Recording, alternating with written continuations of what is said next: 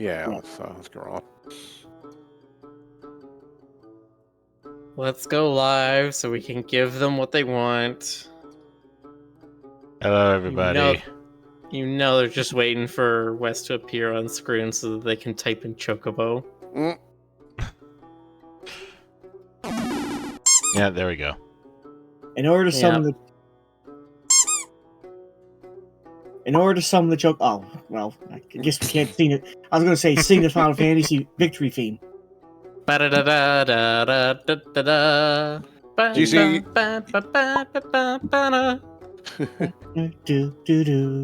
GC, you get to have the thigh meat. Oh, wait, hold on. Never mind, it's me. How dare you, Jonas? Miller, could we do a thing like the Chocobo's color is randomized every time it's summoned? I want to nom its head. Possibly. I want to nom it on the head.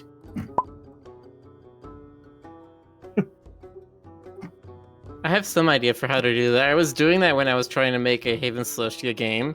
I wanted to make it so that we could have one art asset for the Gru, but then have like all these different color variations on them.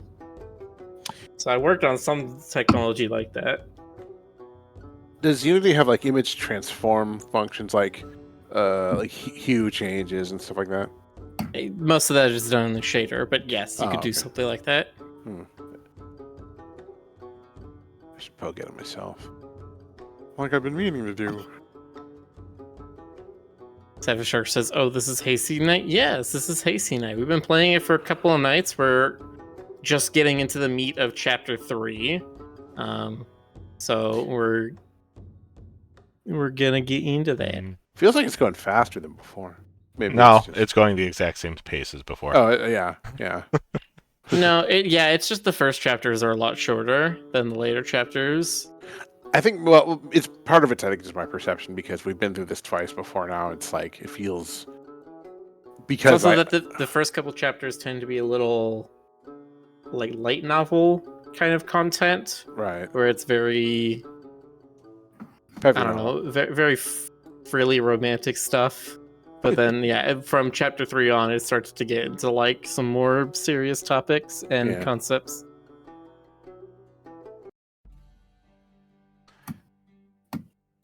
And I could not actually find a walkthrough that covered every single thing, so we're gonna have to, blindly shuffle our way through it again.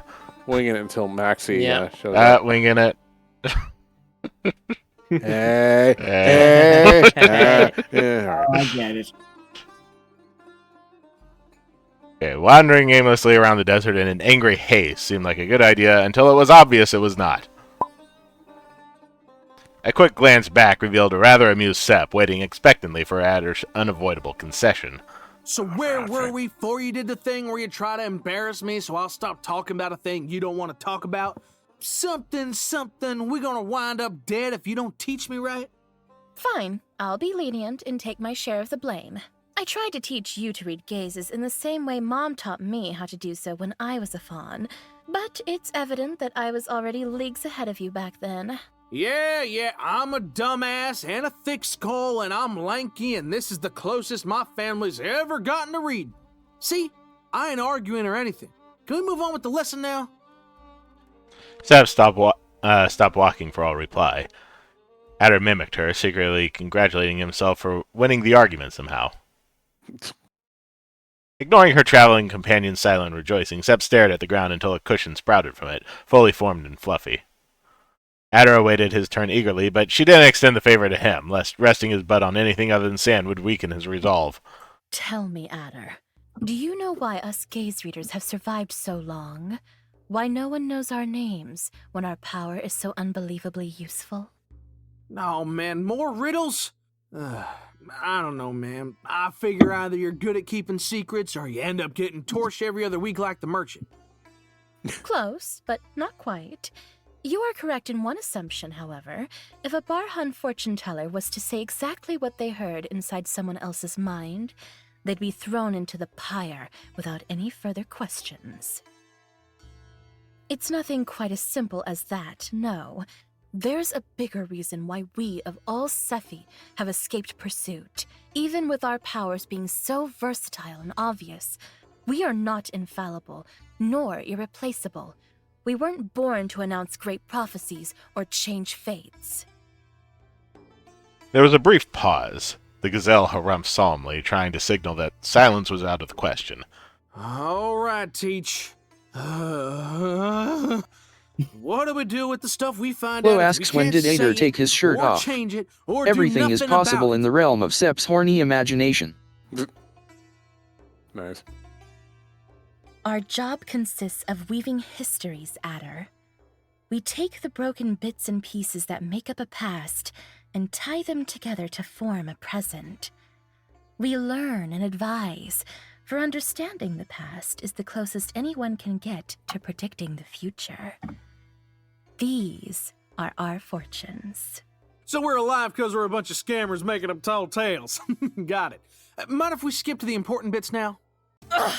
How can you be so bad at this?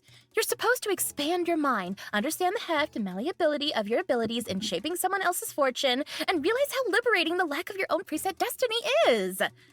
You still speaking, Cyrnar? Sep made a noise that Adder couldn't possibly describe, but that managed to transmit, without delay, the feeling of getting cussed out in another language. Look, man, I don't mean no offense, but we're just wasting time or whatever it is you waste here. I just gotta know how to use my eye magic thing to spot your weaknesses. Nothing else. You can't. That's not what this power does. All you can do is follow a current of emotion through the Hatsa, watching the many memories it ties together until you reach its logical conclusion. There's a shared source for all of them. Okay, so how do I do that? Stop I speaking don't Star know, Trek. but it's not that hard, damn it. Think of the emotion you want to capture and then follow it. Spin the threads, sail the current, pull the carrots out, or whatever it is that you farmers do. Just picture what you want. Hello, Stoker. That's Hey, Pat. I think the meta forces just don't cut it for me. Maybe it's because I'm Smelled dense, chicken? but I've always been the kind of buck that learns better watching someone else do things first. Riddle me Thank you. this. What do you Stoker was imagine summoned when you're by trying to Sep's find hips. your way through this stuff? It does happen, yeah. Yes, there is chicken. Big chicken. Sep looked completely taken aback at the question. Her eyes shifted nervously from place to place until she realized that there was literally nothing else to look at in the desert but the boy in front of her. It's a diary, okay? I know what you're going to say. Talking to myself is weird. Well, screw that. I've spent most of my life alone. Besides, I've been writing since I was a child. Do you know how hard it is to give up that kind of... You don't have a clue what a diary is, do you? Adder shook his head awkwardly. He felt almost bad seeing how pointlessly flustered she had gotten. After a few moments of contemplation, Sep turned her face down, set towards her lap. She opened her hands with her palms turned up, watching them intently as dust began to gather in the shape of a rather unassuming, worn-out book. It was the same one he'd seen in her room. A diary is like a friend in a book. It's a place where you write down all of your memories. So when I'm feeling nostalgic, be it in the real world or here, I just open my diary, think of what kind of memory I want to see, look for an entry, and... Sounds easy. That should do. Adder snatched the book from Sep's hands, casually turning it and flipping the pages as he tried to figure out how to use the book. Hey! Return my diary to me at once! It's private! Come on, Sep. You know me. Literacy's the name of a soup where I come from. I just want to take a quick look at this diary thing and see if I can find anything to... There's nothing for you in there! Give it back! I said, give it back! Sep tugged at the book with a strength that she couldn't have possibly had in the real world. Adder instinctively pulled back, afraid that either the book or Sep would get hurt if he let go. They both grappled with the book, pushing it back and forth until it finally slipped away from Adder's clumsy hands, floating momentaneously open over the two. Adder dashed towards the book, throwing himself to the ground to catch it. Sep didn't wait for the fall, using Adder's hands as a trampoline to jump and grab the book before it plummeted. Don't you dare touch my things ever again. She clutched the book against her chest, far angrier and more embarrassed yet than she had meant to let on. Adder was blowing on the surprisingly painful step mark she left when he noticed something falling from the sky, a little piece of paper.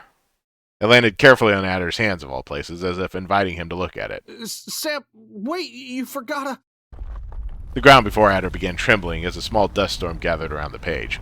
Walls began rising from the ground as a new room emerged, forcing them both to move back towards each other. What page was that? What did you... Honey, please, let me in. Ah! Go away! No! Oh, Seb, I'm so sorry I scared you. I'm not mad, see? You didn't make me mad. I just got a tad upset because I was trying to have an important conversation with Dad while you kept tugging at my sleeve and I lost my temper. I didn't mean to yell at you like that. I'm sorry, dear. I really am. It's not your fault this is happening. The gazelle fawn stepped away from the door, letting the doe walk in at last. That's okay. We all make mistakes, as long as you understand. Seb took Thar's hand and patted it softly like an old woman would. Where did you learn that? Tree Dad says it. He talks funny. Illigrab is not your dad, sweetheart. You're not my mom, too. But that's okay. I like you more than my old mom. She never said sorry to me. I'll make you a present for being a good mom. The tiny gazelle turned away from Thar and began scampering around the room, looking for the perfect cushion to plop down on. She produced a piece of charcoal from the sleeves in her dress and a crumpled piece of paper and began doodling on it. Or at least, that's what Thar thought at first. She soon realized that the lines Sep was drawing on the paper were far more elaborate than mere scribbles. Did Illigrab teach you how to write, too? No, Big Bro teached me. He says I have to do his homework to pay for the room or he'll kick me out. But he doesn't know that I like it. Shh. Thar didn't have time to react to this revelation, as a piece of sooty paper was shoved straight into her snout. For you, it says I like Mom a lot, so you don't forget and get angry again. Thar stared at the piece of paper, flummoxed, then at Sep, who was looking back at her expectantly and turned. And then she gave Sep the strongest hug she'd ever given anyone. It was, perhaps, the first hug the fawn had ever known. Thar let go of her all of a sudden, prompting a quizzical look from her child. I have just the perfect gift for you. Wait right here. The image of a happy mother dashing out of the room dissolved into heavy clouds of dust. The gazelle that remained after the sand dissipated looked entirely too meek and gaunt to be the Sep Adder knew. I'm sorry. I didn't mean to do that. Adder bent down, picked up the piece of paper, and handed it back to Sep. She pushed the whole diary into his hands instead. Keep that stupid thing. It's obvious that you can make my diary work just as well as I can. No way! I can't even read it! How am I supposed to... Huh? Wait, I love Mom? Are these words? What's going on? Hold up. Don't tell me I'm a natural word reader. Of course It's not. amazing talent. Text stops making any sense inside people's minds for some reason. The writing here doesn't make any sense either. It just says what I know it should say. It wouldn't be too far-fetched to assume that once you've seen the memory attached to the entry, you know, too. Whoa! Oh, you're You right. learned This ain't the instinct. only page with words. Let me see. I can read the ones I saw before, and... Hey! I think I know this one-eyed chub you're talking about here. Fantastic. Have fun stripping me of the last readout of privacy I had left in my life. Hey, Sep, look at me. I won't do nothing like that, okay? I promise I'll only read what I need to find a way out and give it back as soon as I'm done. There's no need. It's not the real one. With a flick of her wrist, the book burst into innocuous flames within Adder's hands. The smoke and ashes all vanished into the air within seconds. Sep looked at Adder's hand, focused, and made a new one appear exactly where the previous one was. Nothing is real here. Sep vanished without another word, and soon the rest of the world followed after. The diary remained unaffected by the darkness that extended in all directions, however, as if inviting Adder to get lost in its contents. Something told him that the moment he turned a page, there would be no turning back. Past the point of no return. Wait, I gotta save. Just in case. The final threshold. Sorry, What are you doing? I'm phantoming. It Deep happens. dive to in me the darkest sometimes. corner of Sep mind where she doesn't dare step. Venture forward. Show content warnings. Yeah. Stop it. Don't open that door. Also, derpy face at her again. It's thoughtful to actually provide content warnings. Let's see. Which button was it to skip a scene we've already seen? The skip scene button. Honey, Flo does nya says, please, well, that was let me loud in." phantoming. Well, you Yeah, try there. quietly phantoming, okay? Hey, Sip, so, I've been thinking real hard about that thing I said about being responsible and whatnot, so I think I'm ready to take this step. Gasp. Hello, Zeronian entity. Ew, how does Ma'am. Will you be my wife? Sep nearly spit her whole drink on Adder's face. What? What? Are you seriously asking me to marry you? Look, I know it's sudden and it's weird, and my parents will never look at me the same, but it's the right thing to do. And I don't want my fawns growing up without a father. Fawns? Whatever gave you the idea that I'm expecting? You know, or maybe you don't know. Please tell me someone told you about this. Hold up, maybe gazelles just don't make fawns like we do. See, when a deer and a doe love each other very much.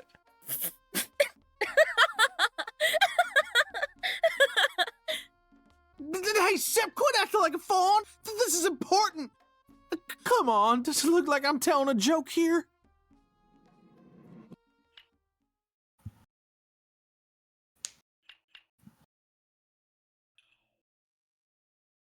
No, I refuse. No matter how you insist, I can't just...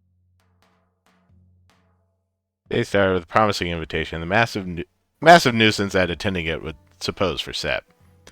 This was it, her first foray into the family business, heeding the whims of some dear other than Miss Rochelle, being paraded around town like a prize, feeling everyone stare on her and her patron. No, wait, she enjoyed that much. It was the questionable poetry what was killing her. Ah, Jessif! How have I longed to talk to you face to face like this. There's no greater distance than time, milady, when your company I lack. For if you were to travel beside me... 1,000 leagues would seem a yard. Fancy that. You look fantastic for being nearly 200 years old, if it's true you write your own words, Sir Askadath. Ha! Discredited by a throwaway quote spoken in haste. Had I known I was in the presence of a fellow thespian connoisseur, I'd have found something more discreet to recite than a traveling troupe classic, like well-willed words. Don't worry. I wouldn't know what's cliched and what's not. I'm not allowed to attend any performance outside the Desert Rose. Miss Rochelle insists that public theaters are not fit for royalty, and that I should be content with reading books instead. That is absolute utter nonsense! Theater is an art! Had I been born under different circumstances, I would be touring the kingdom with my company! Not as a mere mummer, mind you, but as the most goddamn renowned actor in all of Akathor! And you know what Alas, they say about my endless actors. list of nobility obligations takes far too much time from my schedule as it is, but not enough to ever skip a play, big or small. I shall let that stewardess of yours know that she's an uncultured beast, if you do not do so first. Stepped away for a minute. Did you not get the option to skip the puzzles? There was no option.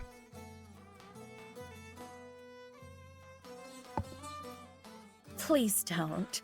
As much as I'd enjoy seeing you insult her, that'd be far too reckless of me. I shouldn't risk losing the only home I've known over a few laughs. What do you mean, Jessif? Is the Desert Rose not your property? The last bastion, the remains of your kingdom? It's a long story. One filled with murder, treachery, and usurpations. Go on. I should indeed be the He's owner just of like, the oh, Desert Rose, spill family the ranch. tea, fam! Mother never named a legitimate successor. She probably never intended her business to outlive her, but she didn't intend to leave us as soon as she did either. When she died, everything turned to chaos. Some fled, thinking that we would tear each other's throats over the deed of ownership.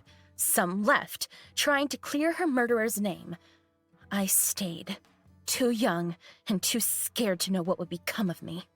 Someone had to take the reins of my house eventually. Miss Rochelle, my mother's oldest apprentice. She promised that she would only manage the Desert Rose while I was too young to do so myself. But now I realize that a gazelle will never be old enough in a doe's eyes.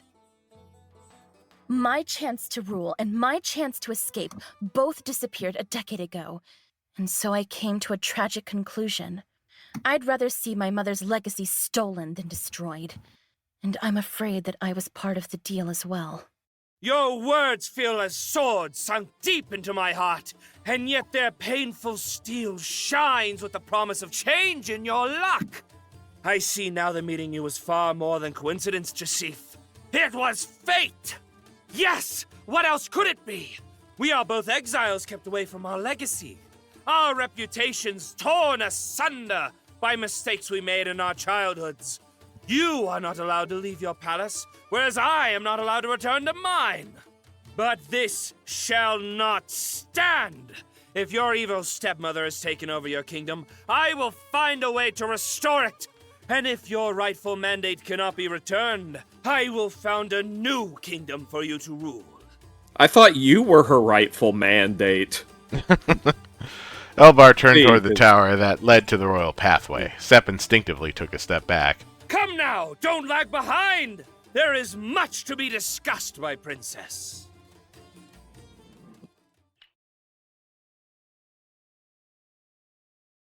There is missing one.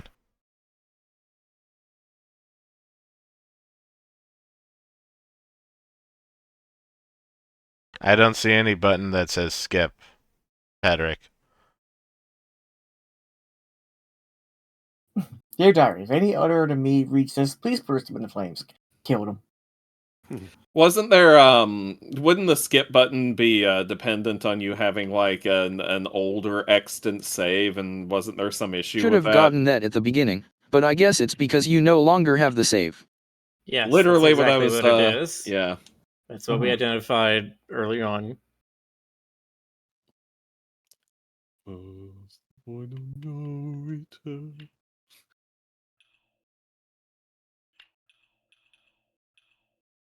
Oh, honey, come on. You can't stay mad at your There's poor that. brother forever.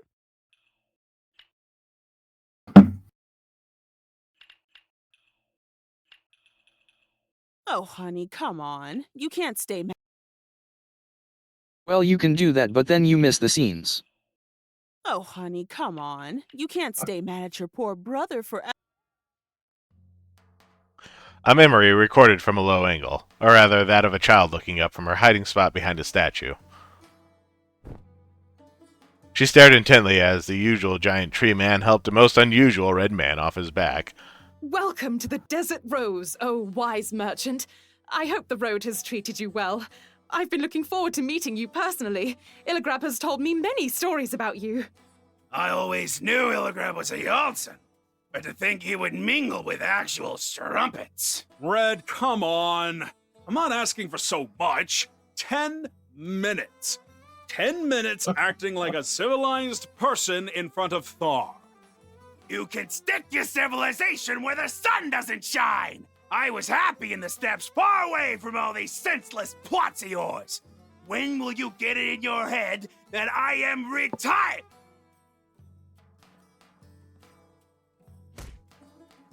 But Sepp had mistaken for a furry statue of sorts moved all of a sudden. It swept Sepp right off her feet with a soft kick, then grabbed her by her shirt before she touched the ground. The living statue proudly lifted its catch of the day up in the air for all to see. Oh, there's our little slippery star. What did we say about sneaking around like that, Sepp? No, I wasn't sneaking around. I was eavesdropping. Unhand me. Unhand me, I said. Mom, help. No, if you wanted to meet our guests, you should have come and done so properly. Mr. Red has come a long way to see you. What sort of impression are you going to leave on him if you don't behave? You misunderstand the purpose of my visit, woman. I haven't come here to see her. I have come here to be seen. Following an unspoken order, the golem carried Sepp a few steps closer to the merchant's face so she could take a good look at him. A moment of expectation ensued. All the attendants stood in solemn quietude as the young gazelle stared at her senior. What are you? Is your name really Red? Is it 'cause you're red? You look really old. Where are your eyes? And your horns? What happened to your teeth? Your breath stinks. Are you done yet? Yeah. What's any of it to you, you mannerless scamp?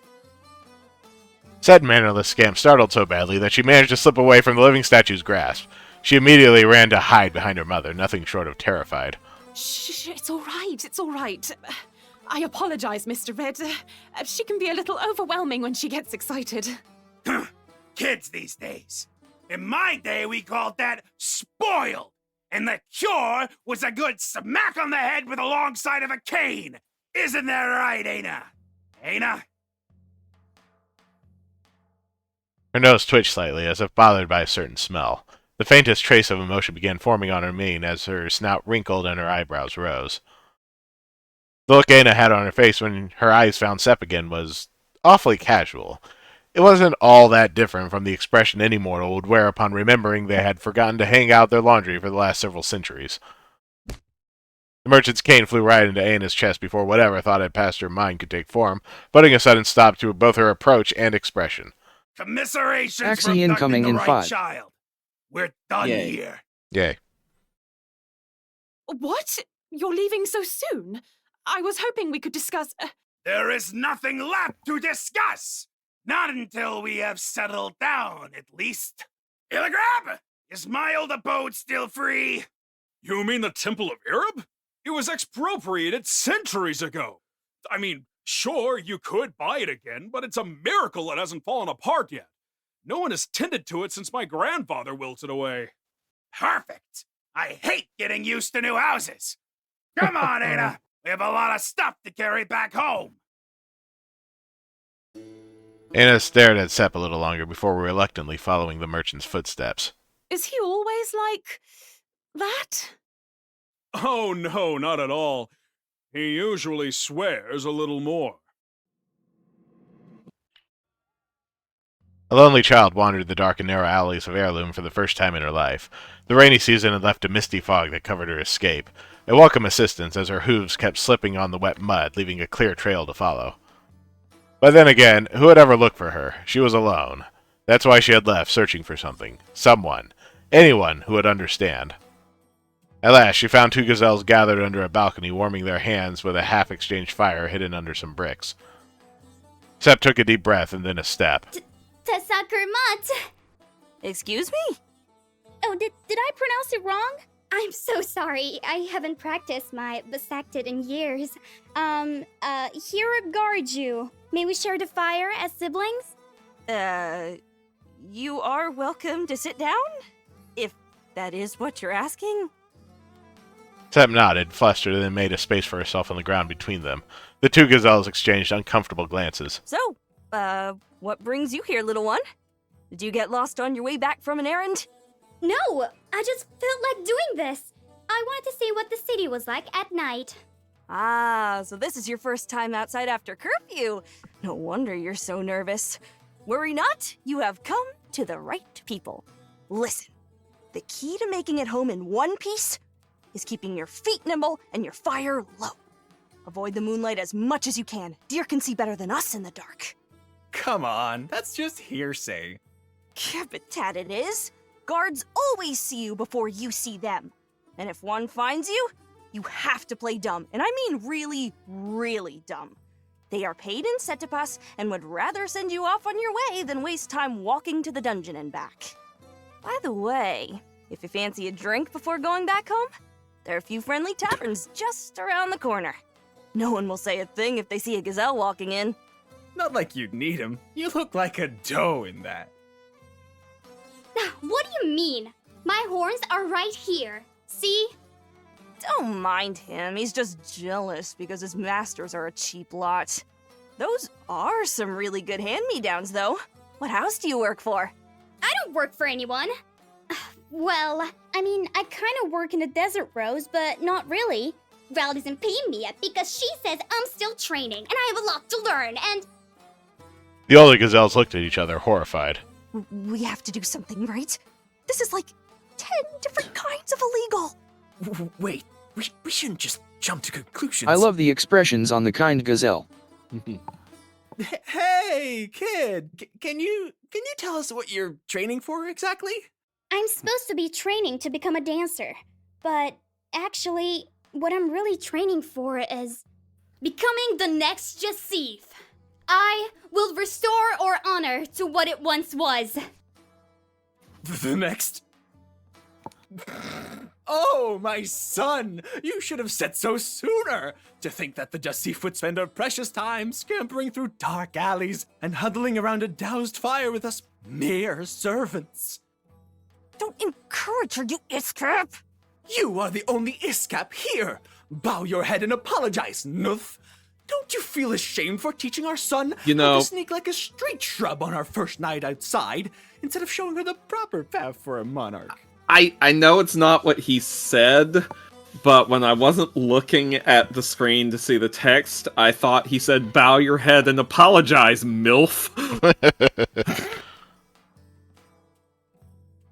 Yeah. The proper path? You mean I shouldn't be here? Of course not! See that footbridge above us, my son? It's called the Royal Pathway, and it's a road reserved only for those of noble birth. And tell me, Jacif, who could be worthier of walking the skies than the daughter of the sun herself? Oh, that's such a dick move. Listen to him, he's just... Yeah, how come no one ever told me about this? What am I doing wasting my time on the ground when I could be watching the city from up there?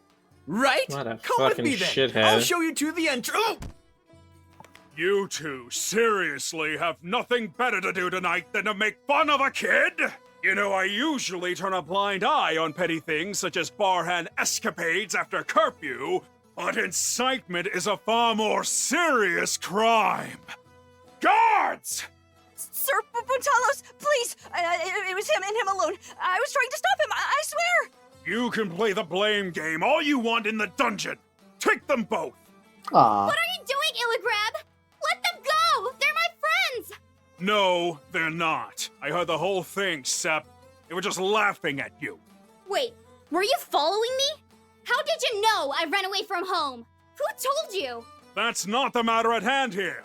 You are not allowed to go into the Royal Pathway under any circumstances ever again! Have I made myself clear? No! It's not fair, damn it! Mom always said that I would grow up to become the next Jacif! You called me Jacif too when you left! Well, it's there in the title! The Royal Pathway! I deserve to be up there! Mom wouldn't want it that. Look, Sep. Thar was a lovely woman. I wouldn't hesitate to call her one of the best people I ever met. But she was a doe. Her kindness tinted her views so much that it obfuscated reality. This world looks nothing like she thought it did. At least not for you and I. But that's not fair! Don't you get it? They should be listening to me. Is someone asleep in here? Jacif! No, If the world it's... doesn't look like it should, I have to make it change! I'm not doing it for me! I'm doing it for them! Hello. Hello, Maxie. Good Hello, morning. Maxie. Hello. How Hello, do Max. you do? You know, Jonas, I think you need to center Game Cobra's icon too. Oh, is it off? Shit. All right, I'll tweak it while we're going. Jeez, Jonas. Oh, if it's GameCorp, well, yeah, his might be a little off center. I also think Stoker's a little to the left.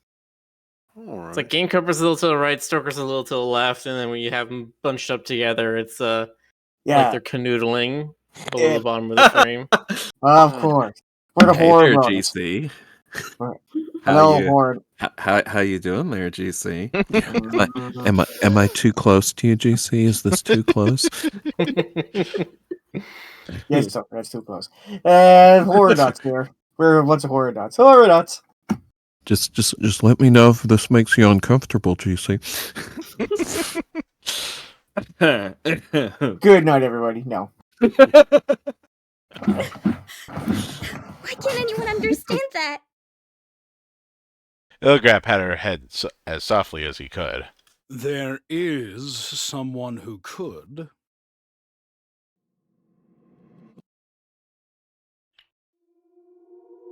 Stoker whispering sweet nothings into GC's ears, says Casalia Siren. Fawn jumped out of her bed, ignoring the sheets she was dragging behind her and the dangers she posed on the carpets and vases that decorated her bedroom. Sep I'll tell you what, valiantly... chat. I'll tell you what, chat. If you want, I'll whisper sweet nothings in the chat's ear.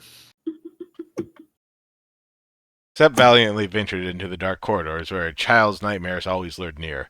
But she didn't fear them, no. All she needed to do was reach her mother's door. She'd be safe there. Mom, I saw...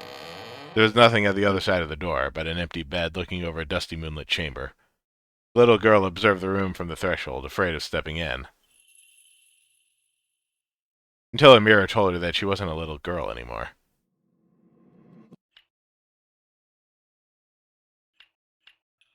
How y'all doing? I'm doing good. Not bad, thanks. Yourself? I am doing 5:35 a.m. Yeah. Yeah. Yep. Yay. I also got up uncharacteristically early today. But that was for family things. I'm so dead. I'm so dead. It's alright. I lived a good life. And I can say bye with a smile. Tell my friends I love them, and burn me with my purse for my boss figures out where all the missing rivets go. For the last time, Adder, the wine was not poisoned. Adder couldn't believe her. But then again, he could barely believe anything at this point. He'd eaten figs and dates and honey pastries by the dozen, sitting on cushions that felt like clouds, and he drunk wine so sweet that he could barely believe it was liquor. So easy to drink it was that by the time they'd finished the first pitcher, they were already drinking from each other's mouth instead. And now Adder was laying on his host's bed with a disheveled gazelle in one hand and a tiny ornate cup in the other. Now, don't take me wrong. Now, I'm just saying, a gazelle inviting a poor buck to a fancy palace, feeding him food this good and getting him all drunk? I've heard this kind of story before, ma'am, and it always ends with Barhan curses and deer turned to stone. Like I could make it any harder. Ma'am! I was talking about your skull. What were you thinking? Now I'm thinking that maybe it really is as thick as y'all say, because as much as I tried, and I tried, believe me, I just can't shake the feeling this is just too good to be true. You sure you ain't about to curse me or something?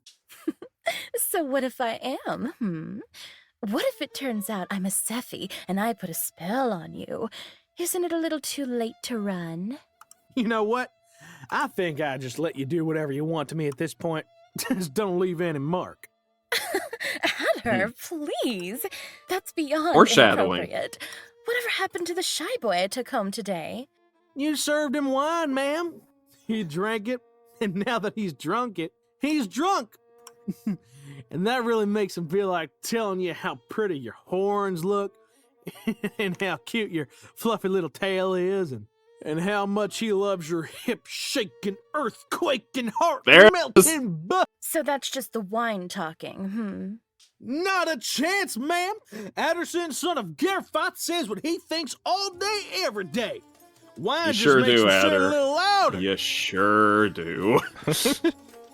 Really? I'm not so sure about that. I have a feeling that you'll start looking for excuses the moment alcohol stops being one. And I'm going to take the brunt of the blame, as usual. Hey now! I may look like a crook and smell like a crook and talk like a crook, but there ain't nothing further from the truth, ma'am. I'm a knight at heart, and I say I'm in everything that I did today.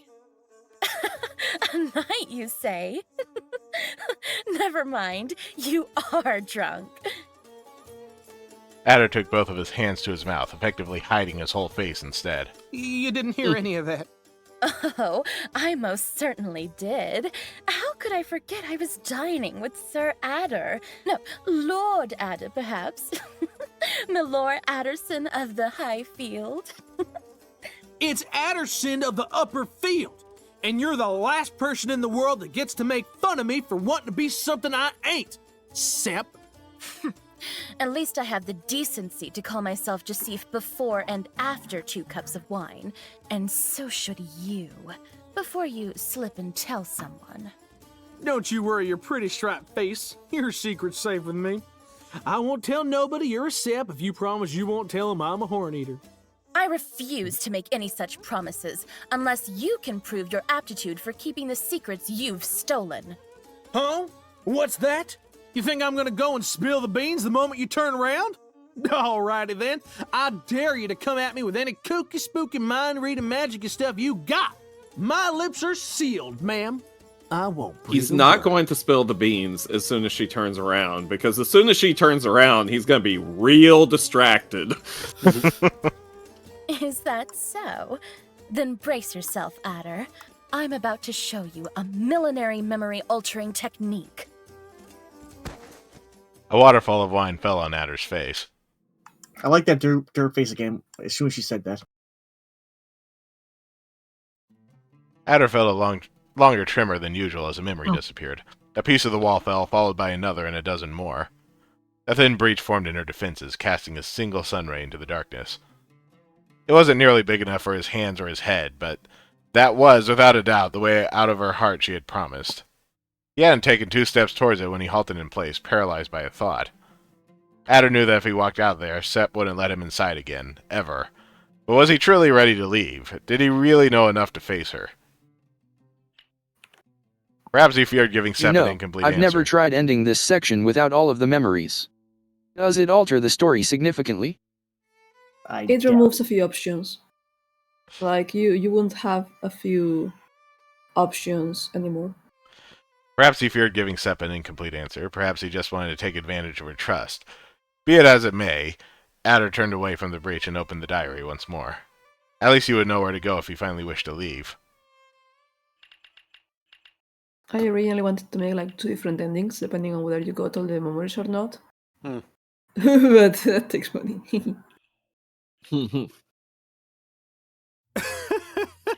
I'm so dead.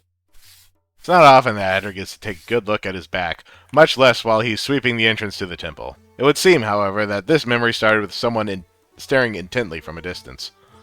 2 people, actually. Nice rack you have there, broom boy! Oh, shucks! You really think so? Oh, yes! It's quite impressive. For dough! Got him! Say what? You want to get down here and say that to my face? Keep your head and walk away. Huh? This is Sep. What you doing here? Saving your neck, obviously. What do you think you're doing? Elbar won't lower himself to your level, but don't doubt for a second that he will send his guards after you if you provoke him. I'm the one provoking him? Didn't you just hear what he said? Oh, please. Can't you see? He's only insulting your looks because he doesn't have anything more meaningful to say about you. He thinks you're so weak that you will crumble hearing a shallow insult. Prove him wrong. Don't give him the satisfaction of seeing you flustered. You know what? That's a for real good call. Yeah. This one of them mind-reading lessons of yours? No, that's just how life is. If you don't want to have your cute little horns thrown in the dungeon, you do well to keep your feelings in check around those that hold more power than you. And just so you know, I like them short anyway. For real? I mean, yeah, of course. How come I hadn't thought about this earlier? I bet he's the one feeling threatened by my horn size. You know what they say? The shorter the sticks, the longer the... Hicks. Da da da da da da. Da.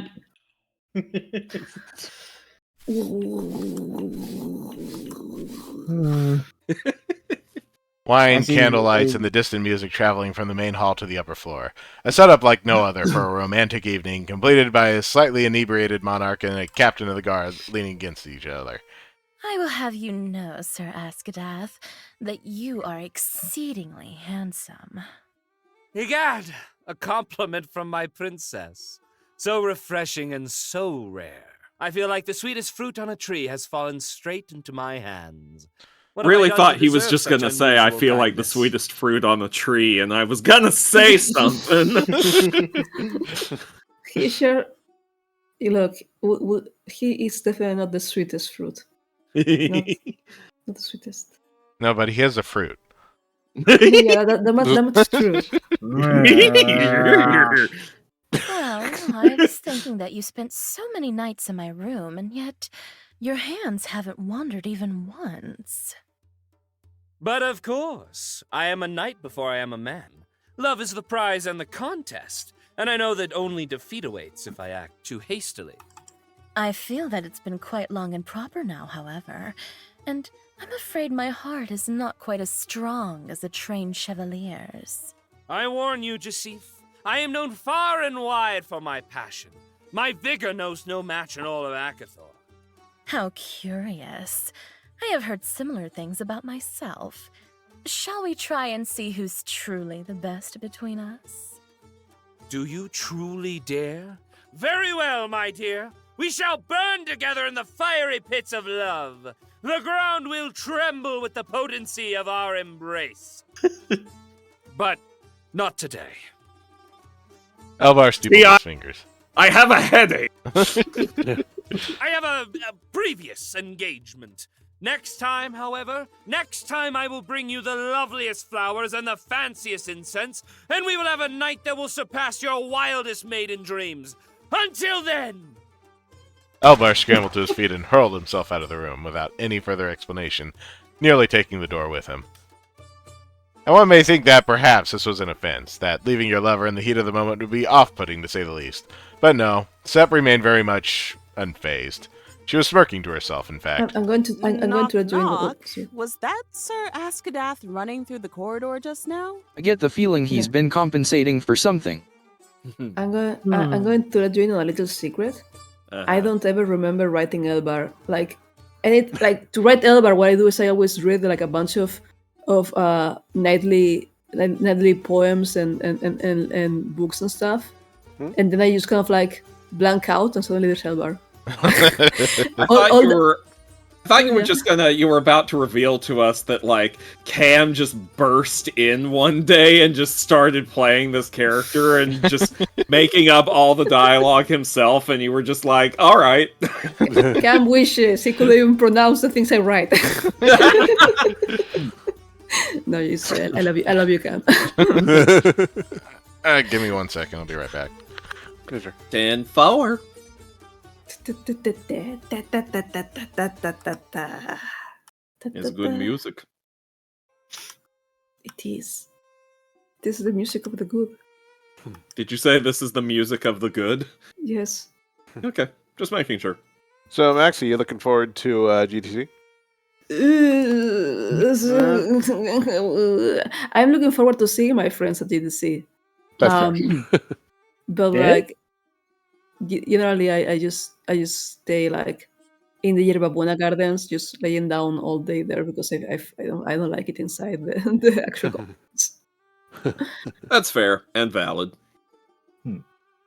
But yeah, I have to network for like a whole week, and I am not looking forward to that. But after that, I'll be in Dallas, so I'm looking forward to hanging out with Miller. Cool, nice. How long are you gonna be in Dallas for? 5 days, more like 4.5. But yeah. Starting when? 23rd. So I arrive on the 23rd at midnight. So I'll be there. Maybe don't dox Maxie. That's shoot, you're right. That's a good point. That's all right. Like if I'll be around Dallas for a few days after GDC. So like that is not difficult to coordinate. You know, like in terms of like.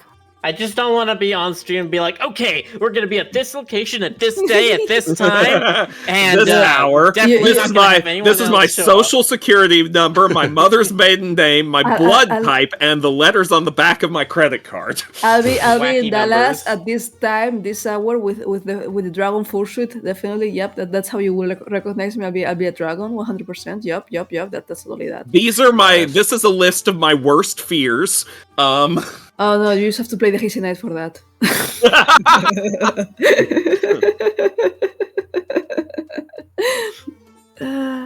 That reminds me. Are you gonna say something, Jonas? Oh, no, I'll just put it in the Discord. It's fine. Okay. I was just testing out a theory. Theory? Oh dear, you're a A dancer, theory? not a scholar. Leave experiments to them and focus on doing your job instead of driving the clientele. Jasif, where do you think you're going? I need to have my research peer-reviewed.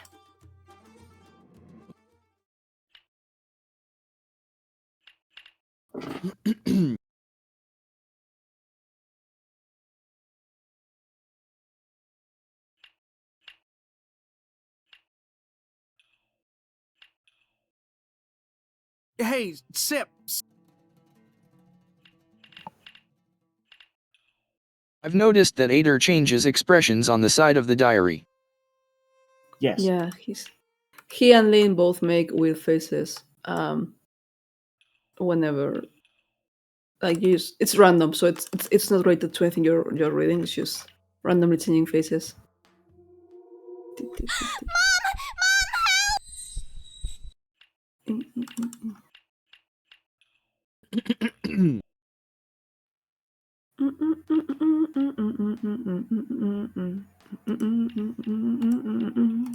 You don't say.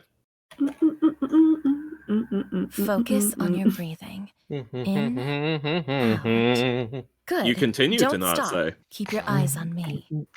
Like that. Don't stop. Relax. Believe in. Now tell me, Adder, what am I thinking? Hold you on think to that this sounds feeling. 10 kinds of wrong? Ugh, no! That's what you are thinking, damn it! Why isn't this working now? You read my gaze without even trying just a few hours ago. Doing it on purpose shouldn't Beginner's pose a luck. challenge after all the tips I have given you. What's your problem? Listen, mind reading is one of those things that, like, beginner's luck really plays a large part in. Sound of a pebble crashing against the balcony drained all the color from Sep's face. Elbar had finished his quest. Look, ma'am, this was a lovely night. The pastries were out of this world. You're a for real nice gal, but it don't look like I'm cut out for this whole wacky, magic-y mind-reading stuff. So I think I'm gonna go and get for you. Try to yank my head hornless. That wouldn't have been normally a problem. Sep did what she could, after all, and if a pauper like him didn't want to accept her generosity, that was his problem. However, she faced a small logistics problem. There was only one discreet way to enter or exit Sep's room. The window, of course. The same window, which was being attacked with pebbles at that very moment. Needless to say, she couldn't let him go. Wait! There's something I need to tell you before you leave. Honestly, I've been meaning to ask about it since we first met, but I didn't quite know how to word the subject nicely. Say, Adder, do you have some kind of aversion to baths? Say what? Of course I take baths. I ain't no smelly buck. It's just that I've been running all day and I work at a forge and you've been making me real nervous with this eye magic stuff and... Ah, I see. Well, don't mind me then. I'm sure that Ashen Sweat is a popular perfume among slum dwellers. I get it. Sheesh. Now you're gonna make me self-conscious about it. So you agree that you need to wash yourself, right? Perfect. Our bath is right under these stairs. It should be empty right now, so why don't you head there and hide for a while? Hold up right there. Did you just say hide? From the rest of the world. It's like a metaphor for relaxing and...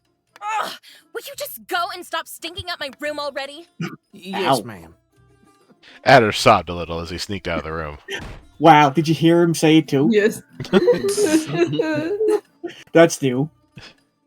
A deep breath was all the preparation Sep could gather before the window burst open. Hello again, babe. What do you think you're doing up there, you loon? I have solved your riddle, Jasif. I come bearing gifts for you, and therefore I become the opposite of a thief. And so, with that misunderstanding cleared, in I go! God, he's so extra. I told the direction I gave Cam for his team was like, you burst in like the Kool-Aid man. Yeah. Oh, yeah! A twinge of fear shook Sep as the masked deer she'd grown to find absolutely predictable barged into her room. It quickly passed, however. The Desert Rose was her kingdom, her home, the only place in all of Akathor where she could ever be truly safe. If any guards appeared, it would be because Miss Rochelle called them on her behalf. If anyone so much as looked at her wrong, they would be quickly disposed of, as long as Miss Rochelle approved of it. No, there was no need for that. The intruder somehow looked even sillier yet up close. Horns aside, he wasn't much taller than the gazelle, making him look squat in spite of his otherwise mighty and wealthy appearance. Sepp smiled to herself. Perhaps she had been looking at the situation wrong. I must admit that I am rather impressed by your guile, my masked madman. Had I known you would return to me so quickly, I would have prepared my room for the occasion. At least you could have opened a window in my absence. It smells like a volcano in here. Damn, I thought the Princess of Sand and Fire was your stage name, not your living conditions. Oh, yes. That's just the smell of ash. Forge ash. Its purifying properties are astounding, but it's a bit of an, acquired taste. Well, whatever it is extremely vexing. We will have to do something about that next time. For now, however, I didn't know what kind of present you would appreciate most, Your Majesty, so I took the liberty of bringing those that I do enjoy. Elbar removed the fabric covering his hand, only to reveal a silver plate full of pastries and a wine pitcher. We shall partake on a most lovely dinner to celebrate our first encounter. That's actually a fantastic idea. And yet I worry this marvelous evening may still lack the right appetizer. Perhaps a few verses would open my appetite. Oh, Jasif, how astute of you! Feigning disinterest in serenades deceive the feeble suitor from the truly devoted. You have pretended enough. Heed so the words of your poet. I think I was making one of those the Chad whatever versus the what. You know what? I can see it. Yeah. Brighter than all the stars. And yet the real Chad in this story is Adder. Chatter, if you will. Chatter. I honestly thought you were gonna go with, and the real Chad was the friends we made along the way. Chatter, Elber. Look. If there was anyone called, like, if anyone has a face in this game so as to be called Chad, that will be Adder. Adder will be like, "Hey, Chad," you know, like I feel it fits him. You know? It does, actually. Yeah, he looks a bit like a Chad. Right? My. I thought I had been hearing voices for a while now. Sepp closed her eyes with a small victorious smile as the door to her room burst open. Who's there? This is not what it looks like. I can explain. I am... Sir Elbar of Askadath. Now there's a man who doesn't need an introduction. We are most honored by your presence. How did you find me? What magic have you employed to see through my disguise, old crone? I'm so excited to hang out with the voice actress for Ral, Casey. Like that's the most excited I am to hang out with anyone in the trip, because I've been a fan of hers since I was like 13 years old. Oh gosh. She's a singer, and I've been a fan of her for so long. I'm gonna drop you a link to her stuff. Oh yeah. By all means, please. Oh, please. Any business owner would do well to recognize the captain of the guard in any state of clothing. But that's not the matter at hand, is it? Of course not. We're here to talk about Princess Jasif. Sepp had questions, complaints, and just about enough criteria left not to say a word when Miss Rochelle was talking on her behalf. You have exquisite taste. Jasif is such a little gem, so sadly overlooked by a dear like us just for those Barhan horns of hers. But oh joy! Having you here means that her talents have finally been recognized by a worthy patron. Because you do intend to patronize her, correct? Why, yes, of course! I would never dream of wasting the time and talents of an artist like her without compensation. Oh, this is such a magnificent moment. Please, come this way. We'll make the necessary arrangements over some tea. Disregarding their difference in status, Miss Rochelle quickly pushed and dragged Elbar out of Sepp's room. Whatever happened to a streak of bodies in the sewers? Dear. Oh dear.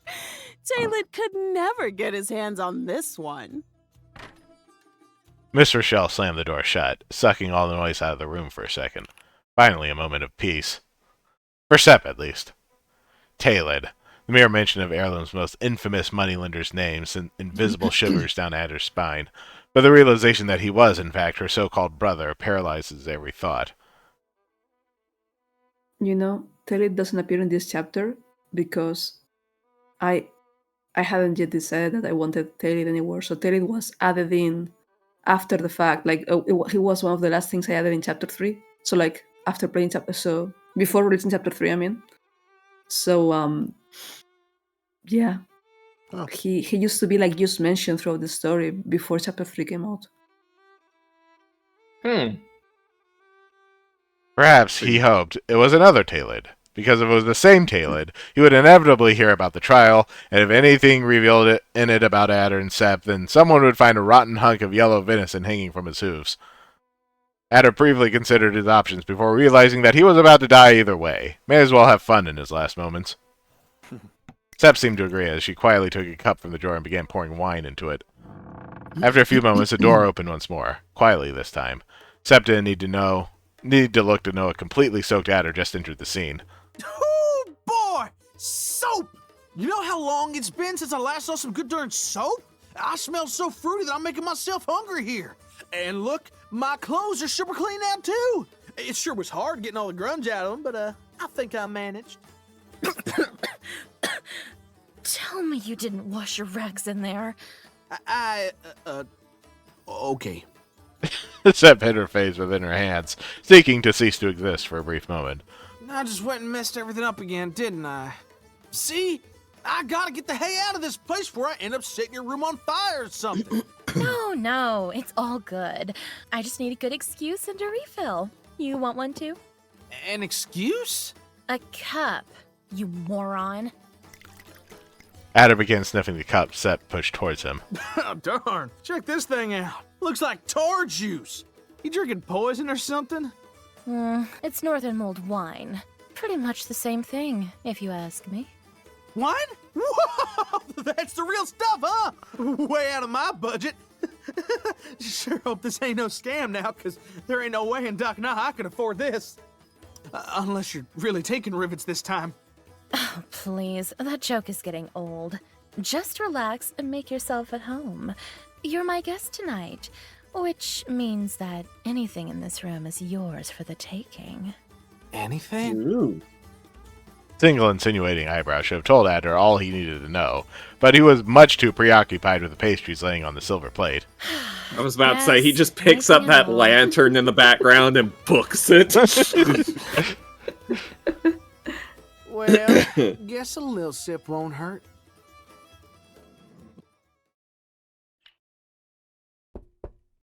Knock knock went the locked door, but it was completely ignored by the gazelle resting at the other side.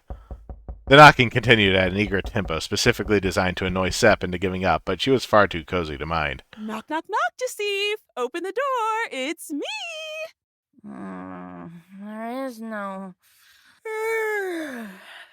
Jacif, before the sun rises. Should I call you Omoseptut then? I'd rather you didn't call me at all. Oh, come on, dear. Don't be such a bore. Today's a special occasion. I've cleared out my schedule just for you so you can tell me all about your new patron. Give me a moment.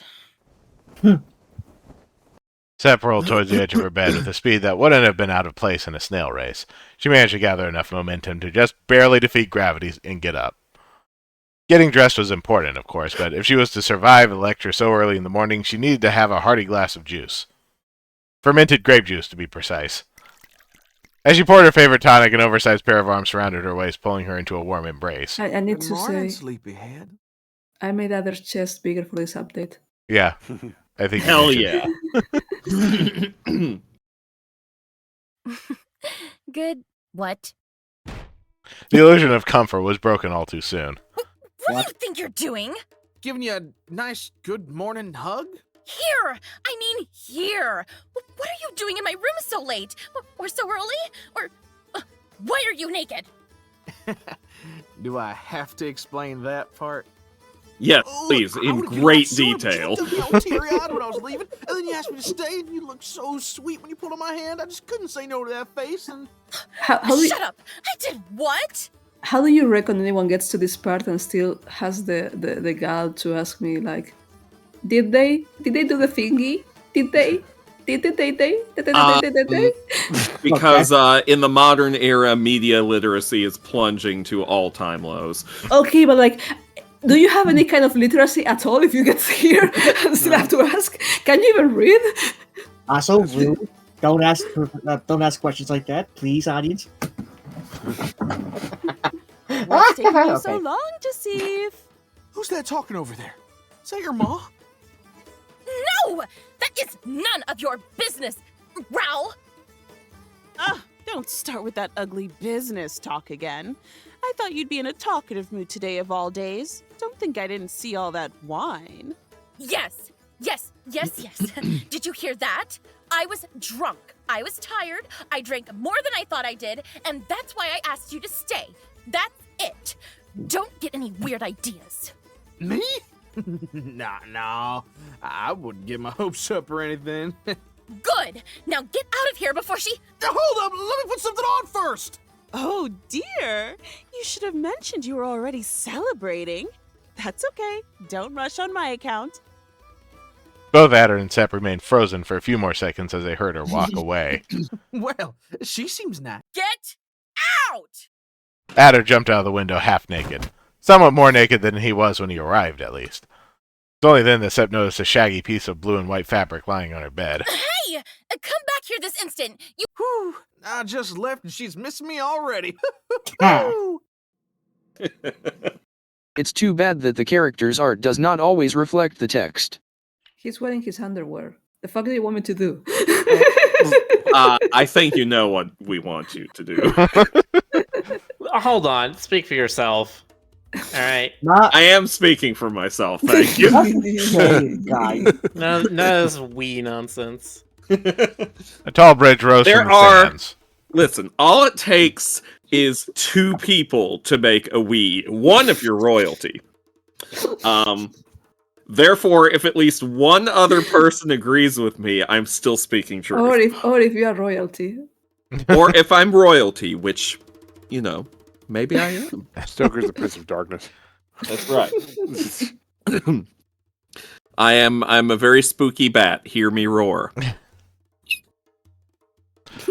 A tall bridge rose from the sands, filled with guards to the brim. This memory started on a poignant note, or rather a pointy one. One more step and I'll skewer you like a... Wait, boy, don't... The guards became a mere distant blur as Adder jumped the railings and plunged down into the street below, carrying a gazelle with him. One awning broken, 2 awnings broken, fabric and rope whipped against him as they fell at full speed. Sepp closed her eyes, incapable of watching the scene anymore. A million thoughts rushed through her head as they fell. They were all about how this was not the time nor the way she wanted to go. No! Boing. Comedy. The fall came to a sudden cushy end, for her at least. Are we not dead? Adder could only bend his neck to check, as the rest of his body was being crushed by hers. We ain't? Oh, 3! We're alive! We should be dead. But we ain't! Woo! Reinvigorated by the news, Adder grabbed Sepp once more and jumped to his feet, forgetting her weight altogether. They spun round and round, the world turning into a blur as they laughed and pranced like idiots. A dozen spins later, they fell back on the ground, exhausted and far too dizzy to take another step. They found a brief respite in each other's arms, gasping for air after their manic celebration left them breathless. Sepp tried counting to 10, focusing on her hooves and taking deep breaths, but nothing was getting rid of that exhilarating sensation. It was like all her baggage had flown away as they fell, and now she felt so very alive. Oh, gods. Why do I want to do that again?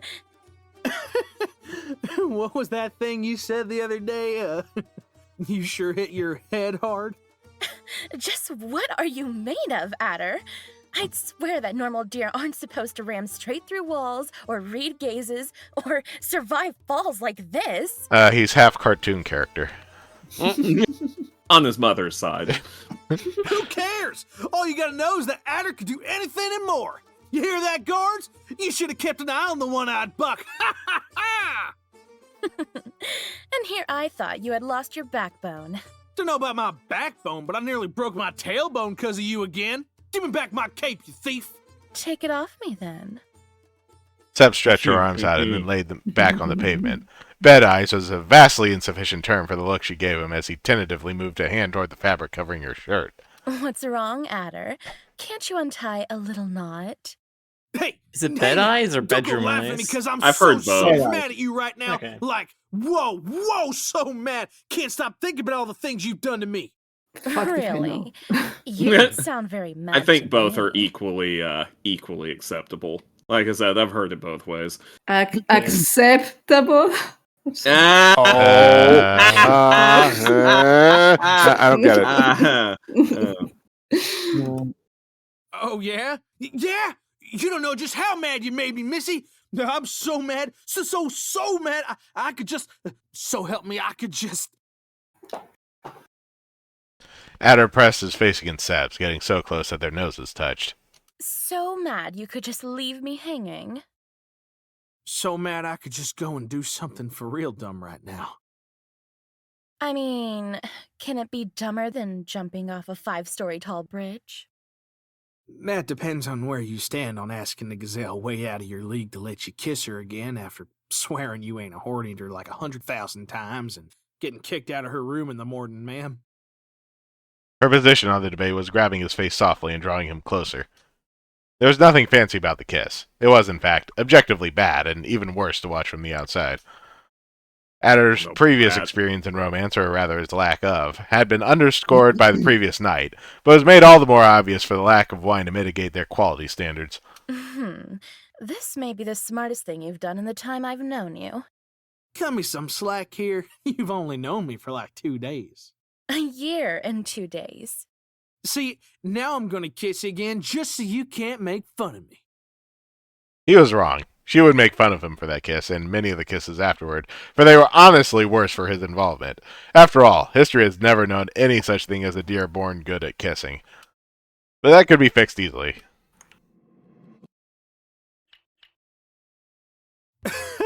She's gotta go get a I'm wrench. so dead.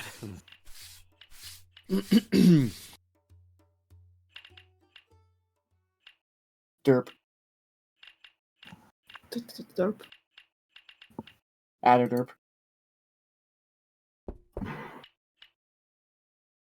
Sep, you see, darling queen, I don't want to hurry your grace, but I think that's the sun coming up your window.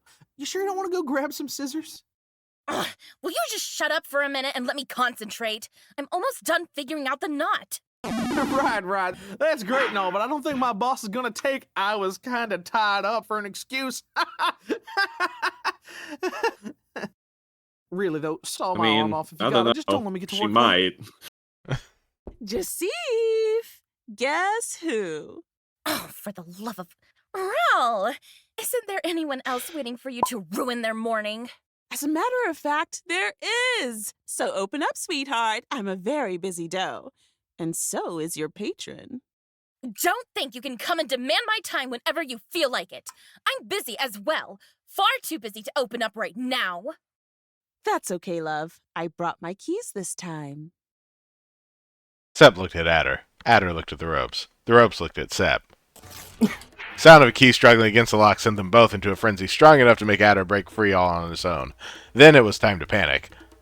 Sep turned the room on its head, wondering if there was a wardrobe tall enough to fit a deer that was more deer than any other deer, but she had no such luck. She had, however, an abundance of oversized cushions.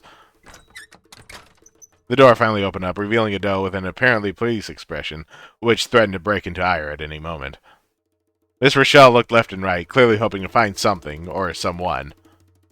But what would she ever be suspicious of when all Sep was doing was sit on a pile of cushions with her cup of wine? Dear, oh dear, would you look at that? Drinking so early in the morning. You look more and more like your father every day. Sep took a long sip from her drink, trying to drown the dangerously uninhibited words that were forming in her throat. She left the cup on the ground and sat up slightly. Where's Elbar? Didn't you say he was with you? Oh, he was. He came by yesterday while you were out. We spent a lovely evening talking about you and his doubts about my legitimacy. Someone got into his head that I have usurped the throne and that I'm not doing enough to protect you, apparently. Protect what? My moral integrity? This isn't precisely a convent. You're many, many things, dear, but subtle is not one of them. I know you've struck a deal of some sort with him. But you're here because you don't know what. I'll find out soon enough. You're 20 years too young to play me, Jasif. Now, would you be so kind to tell me what kept you from opening the door this time? I was just trying to spite you. You did great then. And the one who's going to pay is that naked buck you're hiding behind the... I ain't naked, ma'am! See? I'm wearing a cape. Miss Rochelle stared at a now revealed adder for a solid minute. Then she moved her eyes towards Sepp, who silently prayed for any benevolent god to end her life.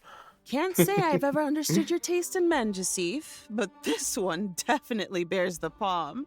Where did you find him? In a circus? Did the wandering horn eaters come to town?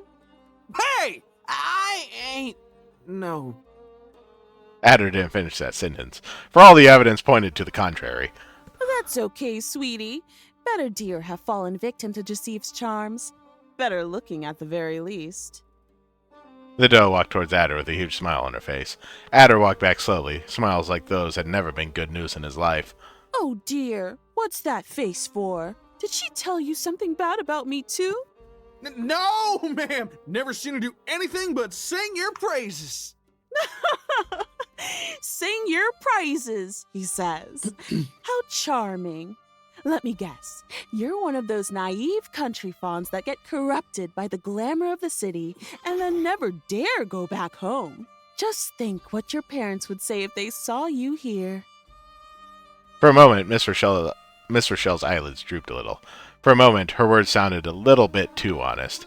Well, dear, if that's the case, you're far too good to die because of someone like her. That's why I'll be nice and give you a chance to turn your life back around. You have 5 seconds to run before I call the guards. 1. Will you be all right? Sepp just pointed at the window, her face still covered with one hand.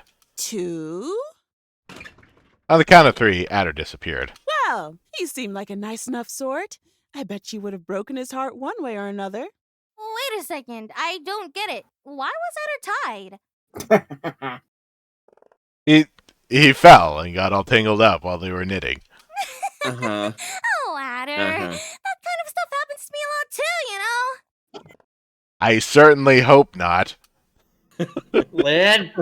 Lynn!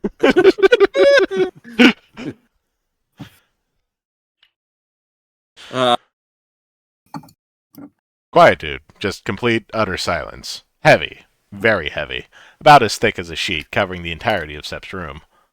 Silence from the girl meticulously moved a flatted bead of glass over every squiggly line of letters in a book. Silence from the boy sitting by her side on the bed, hands intertwined over his caved-in stomach as he stared at the ceiling. His little drumming or occasional whistling vanished in all the encompassing silence. I'm sorry. I thought you'd like that. What was the bead of glass thing about? It's that's how people used to read things when they had problems with. Basically, it was a magnifying lens. Yeah, I was about to say. Sepp licked her thumb before turning the page. It felt like the slowest page turn in history. Did I make you mad? Not at all. I appreciate your initiative. Adder's gaze traveled to the other end of the room, repelled by the tone of her words. He barely dared look at her ears. You look mad. I have been known to look mad on occasion. Having two people that could read minds together in a single room, avoiding each other's gaze, was foreboding, to say the least. Well, as long as you ain't mad. The sound of the book being sternly closed echoed all over the room. I thought you'd be smart enough to figure out how I feel, if only barely. So you are mad! Of course I'm mad! How could I not be? You've been taking too many liberties lately, but this is the last straw. How dare you go behind my back like that after all I've done for you? Oh, the nerve you have! On my nerves is where you're getting. I already apologized. What else do you want me to do? You call that an apology? You haven't even started to grovel. Say what? You really think I'm gonna bow my head and kiss your hooves? I done begged plenty in my life, but even I got some pride, ma'am. Adderson, son of Garefather of the Upper Field, is a whole lot of things, but he ain't no ass kisser. And what exactly is Adderson of the Upperfield if not an ass kisser taking advantage of my generosity? I have little use for I anything really else. expected her to say, taking advantage of my ass. Adder extended a finger, opposed to reply, but he immediately curled it back as he pressed his lips together, realizing his own urgent lack of a worthwhile retort. You know what? Fine. Guess I can't keep my true identity a secret forever. Oh, you gotta see Adder in his underwear there. Oh. Hell yeah!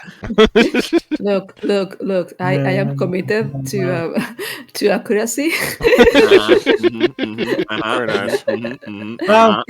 You don't know how long I spent rowing that, asking my friends, like, do you think this is how it should look? Is this accurate to you? Thumbs up. The seriousness of his expression managed to throw Sepp off ever so slightly. You want to know who I am? Well, listen up and listen well. I'm a knight-to-be. Royal blood runs in my veins because I was abandoned in a farm in the middle of nowhere by my real parents. Only after coming of age did I find out I was, in fact, a hero destined to save all of Akazor, nay, all of Duck-Nah from ruin. And get the girl while at it. Adder struck a pose as he finished talking. He huffed through his nose and then discreetly turned his head to see Sepp's reaction. You're lucky I have a soft spot for your lies, Adder. I'm going to give you extra credit for having such a knightly name. Now, tell me a better one. Say what? Ma'am, coming up with stories like these ain't nothing to sneeze at. I'll just tell you another tomorrow. Bold of you to assume you will have a tomorrow with me. Sepp opened the window and folded her arms, looking rather serious. I've been a gracious host so far, but my time is precious and short, and you have far overextended your stay beyond what's acceptable. If you're not going to do what I say, then I don't have anything else to say to you. You have taken me for granted long enough, Adder. Well, nothing to do about it then. Ah, darn my luck. Guess you won't get to hear about all my mighty made-up master plans to become a knight and get you to fall for me.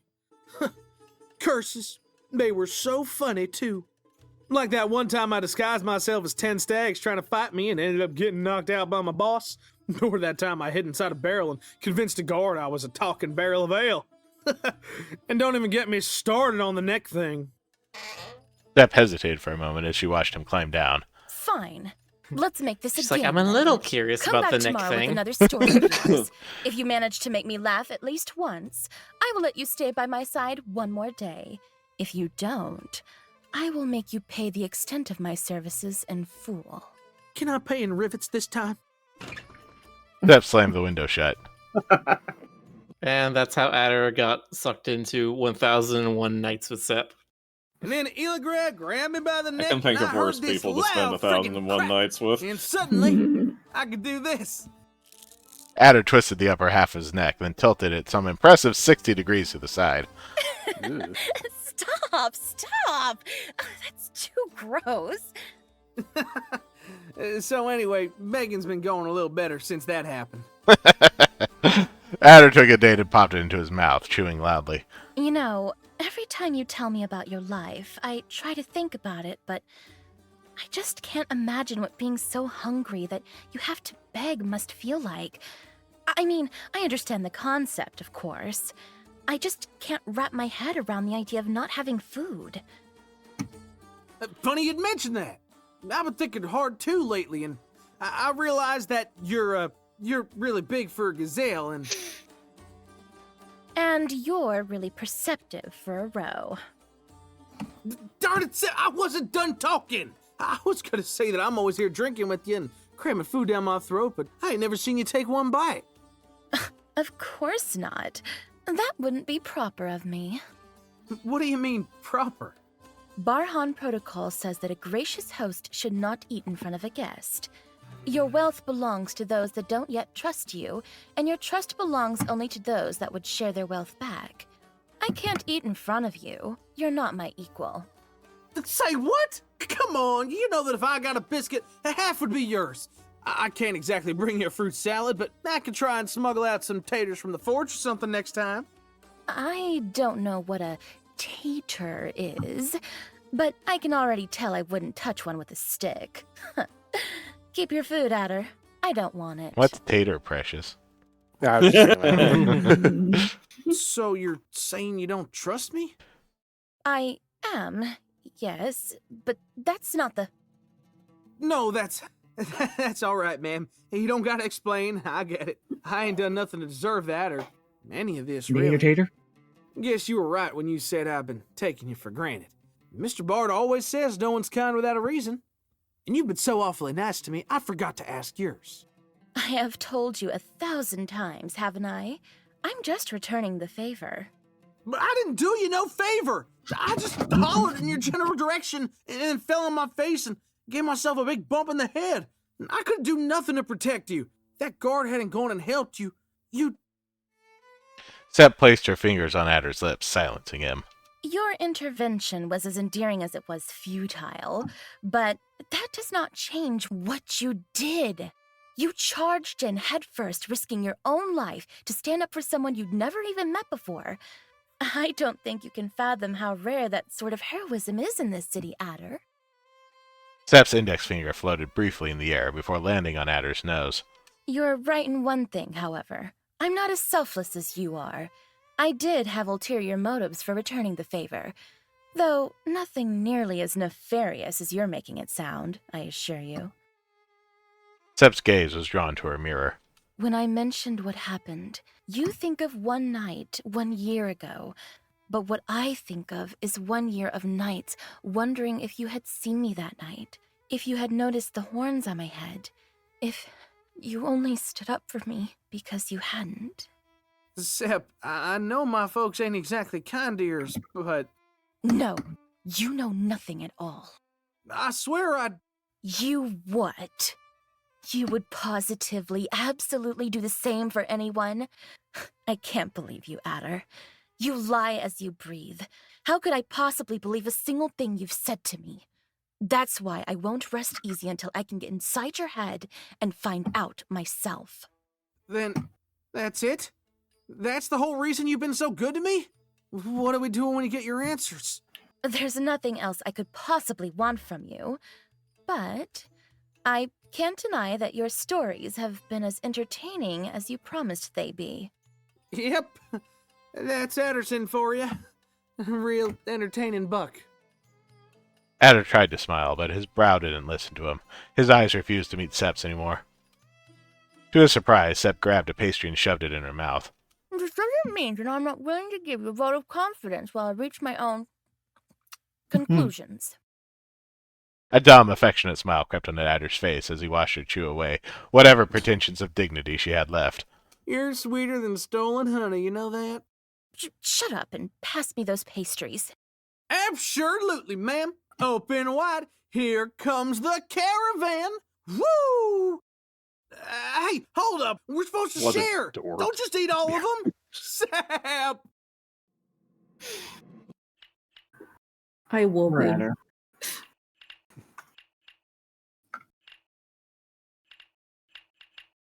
If you're hooked on the game, buy it. Buy my game. Seriously. Give me money. Buy it. Please support Buy the Max's game. Do it. Open your wallet Hey, and Sip, dump the so- contents into Maxie's open hand. I am not about begging. Give me your money.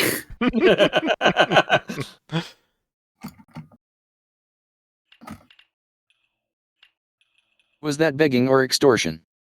Yes. Yes. Sap, Thin line. I don't want to hurry your grace, but I think that's the sun coming up your window. So I tell him halfway from nowhere. Okay, gotcha. But in what direction? And the caravan driver looks me up and down with a weird face, shakes his head, and says, That's the name of the place, you plunker. Halfway from nowhere. Oh, come on. Don't take it out on his accent. It wasn't that hard to figure out. You were the one being thick. You spend 2 days crossing the Kaib Rift without one drop of water in your canteen, and then tell me if you can figure out a word them Poodoo say. Know how long it took me to get there? Were asking me to come along? I'll take your word for it. You'd know about unintelligible accents. What kind of place was halfway from nowhere anyway? Oh, it's just one of those roadside inns. Just an inn, yep. An inn. Halfway from nowhere. You got it, ma'am. You should have seen the staff. They sure were friendly. But I was far too broke to afford the stay, so I just walked in for a minute to, quench your thirst. You want to hear about my neck next? Bells began resonating all over the city center. A new day began. Oh, darn, curfew's over. I gotta get ready for work, and we'll have to leave that story for the next time. Say, Adder, would you take me with you? To the inn? No, to the steps, on a quest to nowhere at all. Aren't you always complaining about how awful it is living in the city? Well, yeah, but I can't go and take you on an adventure when I got work to do. My boss would come and drag me all the way back to Heirloom if she got to. But I need you to take me out of here. Can't you just go on your own? Of course not. I need someone to blame when Miss Rochelle starts asking questions. So what? You want to turn me into a pirate or something here? Captain Adder, the lady kidnapping horn eater. You wouldn't be a villain. Think of it as a nightly rescue. You got everything you'd ever need here. What the hell would I be rescuing you from? That doesn't matter. Don't you remember how much fun we had escaping those guards? Imagine living like that every day.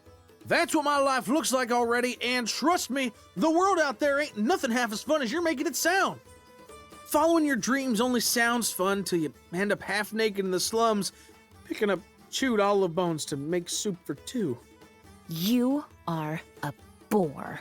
But I'm a bore you adore.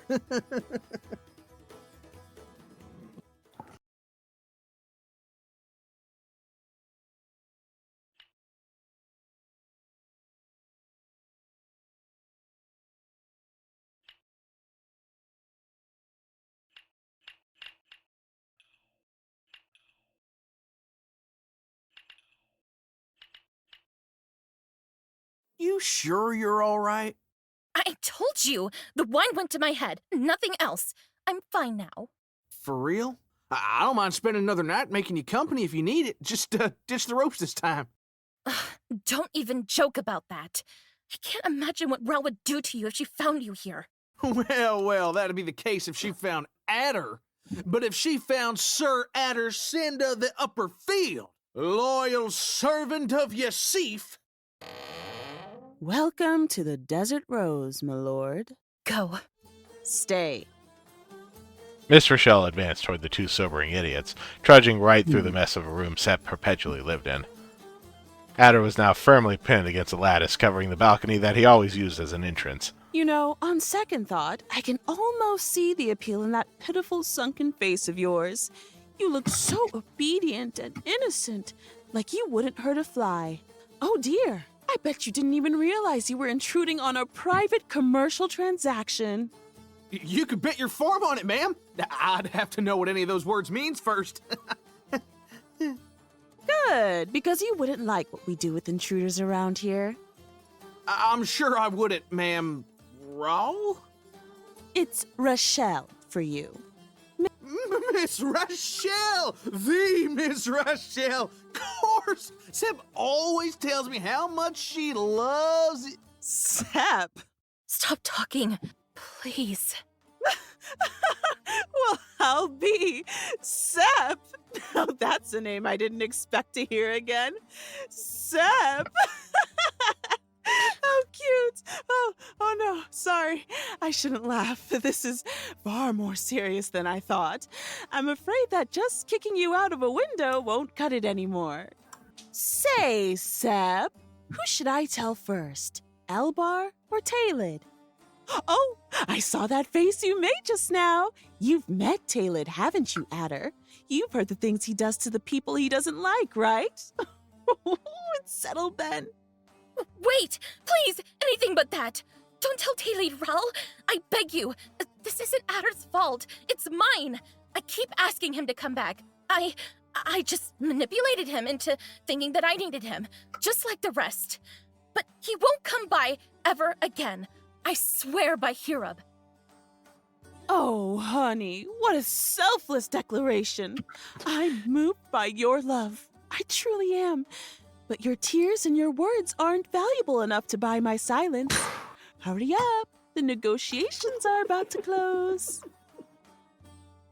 I'll tell you everything I know about Elbar, all the plans I've made with him. I'll do anything you ask of me, but please, let Adder go unharmed. Now that's more like it. Ooh, I can just tell you've been keeping something really juicy to yourself. Oh, you're still here?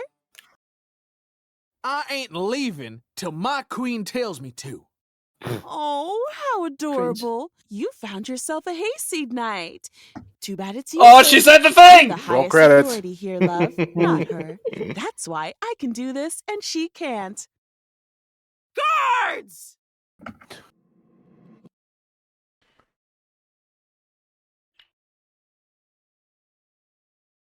It's a thing, man. Oh.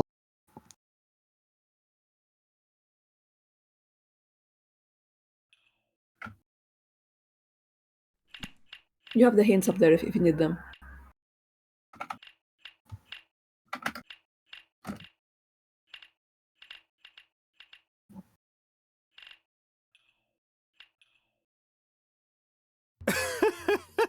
I'm so dead. Sep came to little by little, feeling tremendously disoriented with every passing second. Her eyes felt red and dry, her nose was stuffed, and judging by the warm fur brushing her face, she was surely being embraced by someone with hands made for hugging. Sep shifted awkwardly in place, trying to find a way to turn around that wouldn't involve goring someone with her horns. The first thing she saw was Adder's face, sadly turned away from hers. The second, the sea, vast and mighty, blending into the darkness far beyond. And the third, the palace, commanding respect on all that saw it. She had to do a little bit of mental backtracking to remember that she had taken a nap while Adder waited for inebriation to pass. Cried herself to sleep, most likely. Her sudden bout of embarrassment went thankfully unnoticed by her companion, who merely seemed happy to exist and have her in his arms. Beautiful, ain't it? The sea, the palace, or me? All three? But especially you, no doubt. Liar. I wish you'd look at me the way you're looking at the Alcazar. Hey, can you blame me? I mean, it's a real darn killer for a building. Look at those curves. I'd be struck dead if I wasn't watching it with the prettiest gal in all of Ireland. Shame on you, trying to flatter your way out of this conversation. You don't intend to share your obsession with the palace, do you? Nah, nah. No way, ma'am. I'd never hear the end of it if I told you. Boxer asks, what does Hayseed mean? It's clear to me that you're just so afraid of telling the truth that you'd rather keep lying forever. Babes, you have Google. You can Google things. Did you know you can Google things? Hayseed's like, it's like a hick, a bumpkin, a rube, if you'd like. Yes, thank you, rube. That was the word I was looking for. One whose neck might be red. Yeah,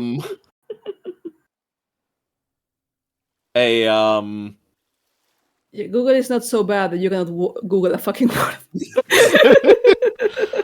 It will still bring up a dictionary definition for you.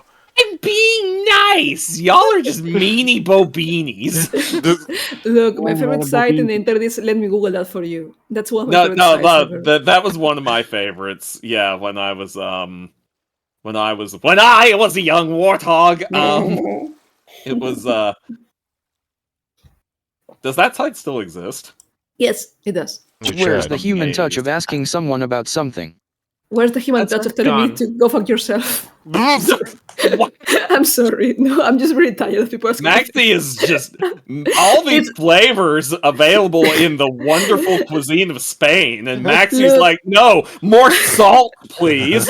Look, it's a pet. It's more than a pet peeve. It's a whole fucking beast peeve of mine to be like oh, why does this mean? You have Google. You know, if you had asked me in the 19th century, you can ask me in the 19th century, but not in the 21st. What if Google is down and we're watching the stream by candlelight? What if that? Bing. You could. There's no internet. We're having to watch the stream with. You ask your mother the way God meant it. You say, "Mom, what does this mean?" And she gives you the wrong answer, and you carry it for 20 years. You know, I thought the Netherlands were 2 countries, not one, for 26 years. Oh no, you're killing me, Max. I was taught wrong. I'm going to be dead, and it's going to be your fault. Man, the fire tonight, chat. A skeptical one-eyed squint and a frown followed this provocation. Adder jutted his jaw out as he let his chin rest on Sep's head, asserting whatever resemblance of dominance a boy like him could have. You didn't hear this from me, but rumor has it that a prairie buck from down yonder the steppes ran to the city a few seasons back. He sold all his clothes along the way, and the new ones cost him an eye, but here he was at last. The ones who know him said, they said to me, he got the silliest dream they'd ever heard. They said he wanted to become a knight of all things. And maybe you don't know, because he didn't know it either back then, but farmhands don't become knights. They become good-for-nothing, stuck in a city where no one takes them seriously, watching the place where important things happen, and knowing they'll never get to set a hoof inside. A poignant tale, no doubt. Though, knowing you, it can hardly be the whole truth. Wait, Netherlands is a country? Yes, it is. Yes. Why do you ask? You can tell? I mean, it's a truth. Closer to the real thing than the story about the talking barrel of ale, that's for sure. But the one true truth that I got far too little on my plate to worry about dreams. And I was under the impression the Dutch did not exist. Okay. Well, it's like Wyoming. Yeah, it's like Wyoming. It's an ancient word that means no state here. Yeah. Fed, it's Finland that doesn't actually exist. You know, just saying. Or Yellowknife. None of you are real. I'm going for Descartes. I have no way of knowing if any of this is real. This dumbass I'm telling you about has been gone for a while now. I see. Well, do let me know if you ever find him. I will make sure to make him part of my personal entourage once I become queen. All right, that's a good one. Queen of the gazelles. Does it look like I'm joking to you? You ain't? Sep turned her head towards the palace. She sank her fingers into the sand, trying to placate an ire that always lay dormant at the bottom of her heart. No one may take you seriously in the city, Adder. Perhaps they looked at your horns and laughed back in your town. But not a day has gone by since I was born where someone hasn't looked down on me for mine. Not even when Mom was there to defend me. Do you know what it's like to live a life without anyone to call your equal? To know that all I can realistically aspire to is becoming some horn-eater's mistress for as long as I'm beautiful? Just to die alone because no sane gazelle would take a doe wannabe for a wife? Is it really so dumb to dream of a life where I have the power to set the score straight? I'm sorry, Yusif. I didn't know. Of course you didn't know. You're a lame one-eyed excuse for a gaze reader and a liar. And I didn't expect any better. He was good enough, at the very least, to recognize when someone was lashing out at him for a lack of a better way to express their feelings. I know it don't mean much, but if you're so worried about the future, I still mean what I said that time. I could take you if you want. And we could save up some cash and get a field somewhere, and I mean, I can't imagine thinking you don't look pretty for a single day in my life, so... And become almost septuate wife of Adder, the roe resigned to marrying a gazelle? Spend the rest of my life raising your fawns while I pretend I don't notice the way farmers look down on me? I'll pass. Thank you. Besides, I know that eager gleam in your eye, Adder. I've known many deer like you before. You just want me because you haven't known anyone else's touch. It won't last forever. That much I can foresee. All right, what if, and this is just an if, what if all those stories I told you night after night were a little bit true? What if I only wanted to be a knight to get the kind of power that'll let me protect the people I love? And if I get you, well, maybe it's because I like you more than just your body and the way you make me feel. Maybe I end up falling for those little bits of warmth I see behind your cold blue eyes. You can be quite the poet when you want to. And I can be quite the knight when I got to. Just let me prove it to you, my queen. Sep's face turned red as a tomato. Her lip trembled slightly as she made an effort to keep her composure. You do realize that there will always be others, correct? This is not, and has never been, something exclusive to me. That's all right with me. I got 20 years of experience working as a freelancer. And don't expect any special treatment just because you're my favorite. I would lay with a Macadar if that took me a step closer to the throne. That just means you'll be keeping the bed real warm for me. Are you really okay with this? I don't think you'll believe me if I tell you you're one of the nicest people I've met in this whole city, and it still sounds like an improvement over my whole life, so let me just say this instead. I love you, Sep. Please let me stay with you. Idiot! Don't think I can't tell you're trying to attack now that I'm drunk. Who, me? Adderson, son of Gerfod of the Upper Field, taking advantage of a poor, defenseless lady to confess his love. You offend me, ma'am. I'm wounded. Wounded, I say. A knight should never announce his love expecting a reply. But I ain't even a squire, so you can go ahead and admit that you want me at least. I want you to shut up. There's only one way to make me do that. A handful of sand in his mouth wasn't precisely the idea Adder had in mind, but it worked just as well.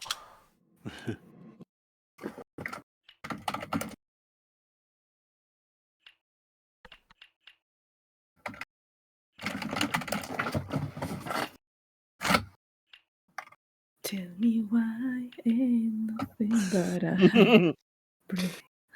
Tell me why. Tell me why she shoved that hand? I was trying to say hand. Oh my! Oh my! She shoved that hand down my throat. I was gonna say, yeah, she shoved her hands right on his shoulders. See the handprints right there. That's definitely what Stork was going on about. Definitely not anything else. Yes. Oh, it's one of my favorites. I was just thinking about the last time we walked together like this. You mentioned that you would have liked to become an actor if your life had gone differently, remember? I'm afraid that I have been plagued by what-ifs ever since. Say, Sir Askadath, does your heart still long for a life beyond these walls when you know that it can't possibly be better than what you have? Do your dreams haunt you as well when you can't fall asleep? Dreams? Ah! Perish the thought! Dreams are for the idle. I am a man driven by objectives, and I have spent all my life working towards a single, all-encompassing goal. Proving myself to one man, my father. But my father had another son.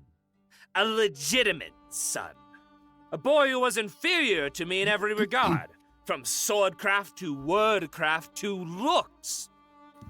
But he was the spitting image of the deer whose approval I so desired. He came to be a mirror reflecting everything I hated about myself. My hatred grew and grew until it was strong enough to turn a blunt sword into a mace, to disfigure a deer with a single misplaced blow. I didn't mean to do it.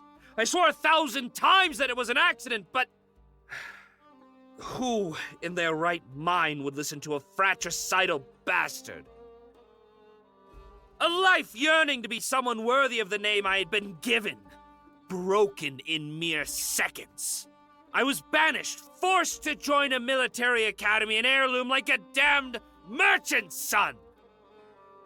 But even in my exile, I still sought to appease my father. I hoped, no, I dreamed of being allowed to return home. Is there really no way to undo your punishment? Perhaps you could appeal to your father and ask him to... He can't do anything anymore, gods damn it! My father is no longer among us! He died a hero last year fighting the Makadar hordes far to the south. And with him all those pointless dreams where I was forgiven and allowed to return to the hearth of Askadath. In his tragic death, I found a boon. I have nothing to prove anymore. I have no reason to live my life in any way but the one I choose. I am, dare I say, free in my confinement. My fate has become mine, in earnest, and I choose to say, screw fate! I do not speak of gods or written destinies, if not in jest, Jasif.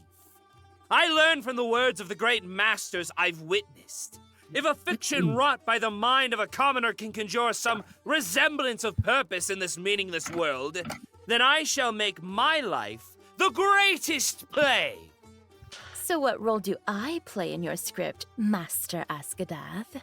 You play as yourself. As a valiant knight, my story calls for a princess. And you truly are everything I could seek in one.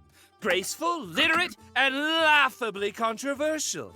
I spent years looking before I found you, but at last, our love shall be the subject of 1,000 gossips.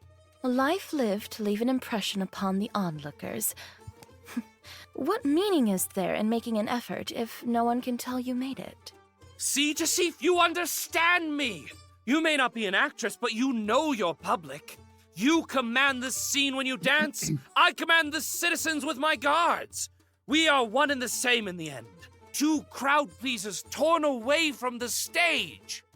I have indeed spent many nights fretting about the objectives my future shall hold. Ow. And I believe I have found just the perfect development for my character in the next act. Our heroic knight, Elbar, rescues Jasif, the last princess of Bassacursed, from the clutches of her evil stepmother. He offers her refuge in his palace, and, madly in love with each other, they decide to marry and live happily ever after. The end. Tell me about this happily ever after, sir. What does a happy life look like to you? I'm not sure. We throw feasts and have fawns.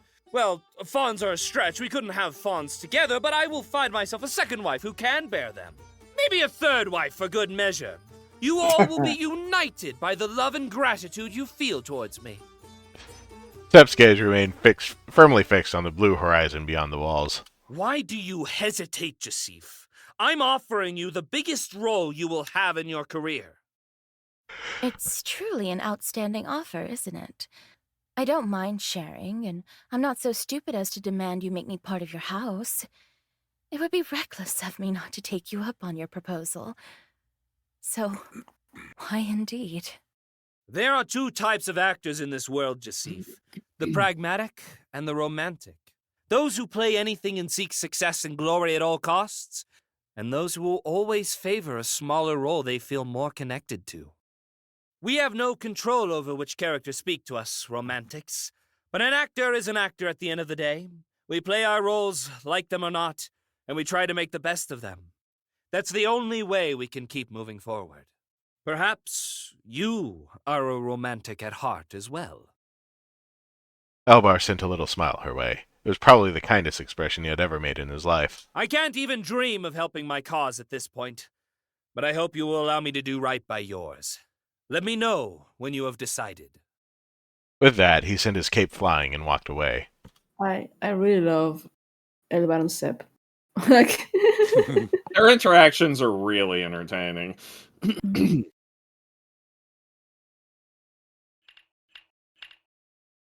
You're almost like, done. I don't ship it for obvious reasons, Yes. but I enjoy them interacting. I like the fact that you can see that they care about each other a lot. And if life weren't, and if it was a different life, they may have been good friends. but that's not what it is. So I'll tell Now, him Elbar halfway and from Geoff, nowhere. on the other hand, I that thought I you'd be ship. hiding something, but Oh, I no snorted. matter how much I try to drive you away, you you keep proving me wrong, just like that. Why won't you leave me alone, you bore? You were not allowed to be this nice to me. Sep, Yeah. Go on. put that cup down. You're squeaking like a barkeep's rag. Damn it, Adder. Nothing you say makes sense. But you're a good dear. Your behavior has been absolutely irreproachable, and I haven't been up to the mark. I'm so sorry. You are? I don't know. Wait. Oh, you should read my gaze and tell me. Oh, I can already hear your voice saying, well, yeehaw, my melon, me a biscuit. You're just a little sad on that too, as always. I'll make like I didn't hear that if you tell me what the haze and almost something's supposed to be. Almost shut up. All right, that's it. We're gonna go and take a stroll for you spill your guts all over the carpet. Come on up. Holy horns! You're heavier than the last time. It is you who is weaker. Sneaking out of Sep's room was generally a lot easier without having to carry its owner over his shoulder like a sackcloth. Far away from the little hubs of nightly entertainment, Heirloom looked positively dead. Curfew rendered the streets almost pitch black, a strainer that only left those who knew how to navigate its narrow alleys in the dark. Hey, where are we going? Didn't you say I'd never take you anywhere? Well, no more. Today, I'm gonna show you my favorite spot in all of Heirloom. That sounds boring. Let's do something more exciting. Let's elope. No. Let's jump off a bridge again. Ooh, make it 2 bridges. Ma'am, it just so happens dear old Duck Now is very attached to me, and I don't want to make her jealous. Oh, please. I've seen you do it once. I'm sure you can do it twice. It doesn't have to be the royal pathway this time. It can be a smaller bridge. A tiny one. Sep really needs to go on a roller coaster. No kidding, right? I mean, I'm the kind of bug that's Do not let her find out about bungee jumping. I could survive any fall just fine. But I already know how it feels when the ground wants you back, and let me tell you, it ain't pretty. Born too early to roller skate. Because of my butt, right? It's a butt joke, and I'm the butt of the joke. Atta girl, we're almost there. I like drunk Sep. The rhythm of Adder's steps, coupled with the soft sway of his arms as he held out our peculiar drunkard, only served to increase the soporific effect of a few too many cups of wine. Sep closed her eyes for a moment. Oh boy, I'm gonna feel like I got sandbags instead of arms tomorrow. Wakey, sleepyhead, we're finally here. For your information, I was actually awake the whole time. Sep reached out for Adder's tail while she stretched her arms, prompting the buck to leave her on the ground a little faster. Once repositioned, she was finally free to look around, but she couldn't see anything. It was so dark and lonely out there that all she could make out was a diffuse glimmer of Adder's horns against the orange moonlight. You gonna stare at me all night? She only reluctantly moved her eyes away from him at his insistence. Her expression lit up as she finally got used to the dark enough to admire the view before her. A beautiful empty beach, hidden behind a wall of run-down houses and drying racks covered by seaweed. Obscured by the night, but with proud fires casting light upon its spires, Heirloom's Alcazar stood regally over an imposing mountain emerging from the sea, accessible only through the last section of the royal pathway. Now, I know this place ain't nothing half as fancy as what you're used to, but when I'm feeling like time's running too fast and life's hitting me a little too hard, I come here and just sort of forget everything for a moment. Mr. Bard says it's a sobering view, so I figured it was the perfect time to show you. They leaned against each other as they sat side by side, watching the LRC extend before them.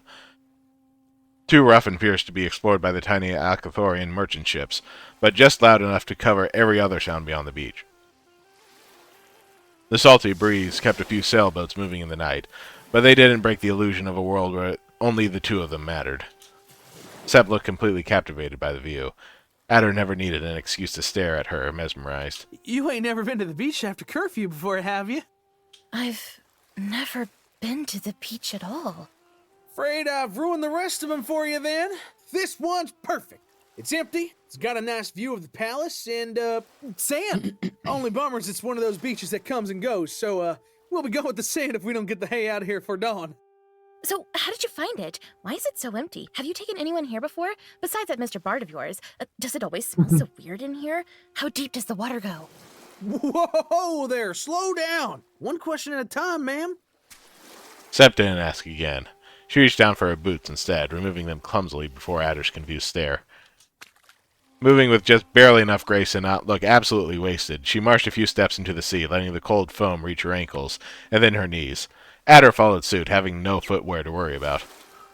They stayed there in silence for a moment that felt like an hour. Do you think that we could reach a different shore if we jumped into the sea right now? I hate to break it to you like this, but the eye patch don't make me a pirate. I swim like a bucket of nails. I can't swim either, but we could at least try, right? We don't have much to lose either way. Folks die when they drown, you know. I know. People die when you kill them. Yes, they do. Silence intruded into their conversation again, always happy to make space for itself. It bore no wistful remarks this time, for it was as heavy and thick with a shared secret, perhaps unwillingly. Most people would have sunk to the bottom of a silence like this, but not Adder. How about I paddle us there? Look at these hands. They're basically oars. And my neck looks like the tip of a ship. I was born to be a boat, I'm telling you. Look, I'm just going to lay on my back, and you get on top of me, and we'll sail off to the sea. So, I mean, I'm sure you're used to lying on your back with her getting on top of you, but... No I buts. can take you wherever you want. No, plenty of butts. I don't mind sinking. As long as you float. Strange warmth spread across Sepp's face. She couldn't understand very well why it was, but she was blinking a lot faster than before. She rubbed her eyes with her forearm, only managing to smear the teardrops all over her face. No matter how inebriated she was, she still had just about enough of a questionable sense of dignity to lay flat down on the sand, trying to hide her expression. Adder sat down by her side, grabbed her whole body with one hand, and moved her weight into his lap, letting all her anguish melt into tears between his arms. He had a feeling that she would never let him do this sober. They're all gone, Adder. I know. He didn't really know. He didn't have any clue what she was crying about in her drunken haze as he clumsily stroked the hair around her horns. But it didn't matter. He understood just fine. Awesome. We just said midnight. Yeah. Oh. Hold on. Get ready. Here we go. You can always just right click and save there. Yeah. Genko would be an old school cassette loader, huh? Nice. You have a cassette loader?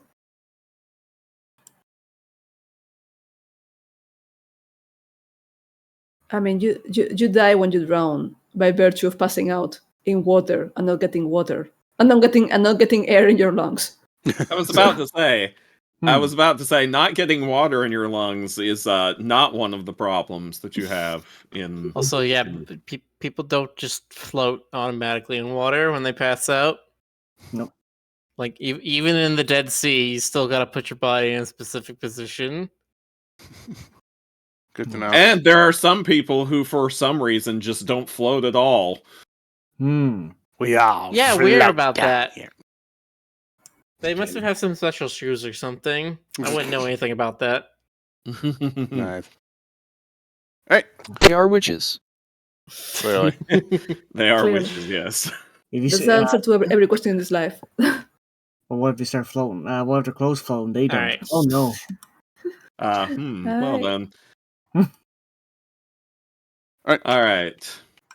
We are rating Cody GC. Sorry, go ahead. Sorry, no, go ahead. I was saying we are rating Cody's GC. Give them all the best from the Roo Croo. Instead of Rick's GC. Yeah. That's right. Alright, good night, everyone. Thank you for joining us yet again. Take care, y'all. All right. Good night. Good night.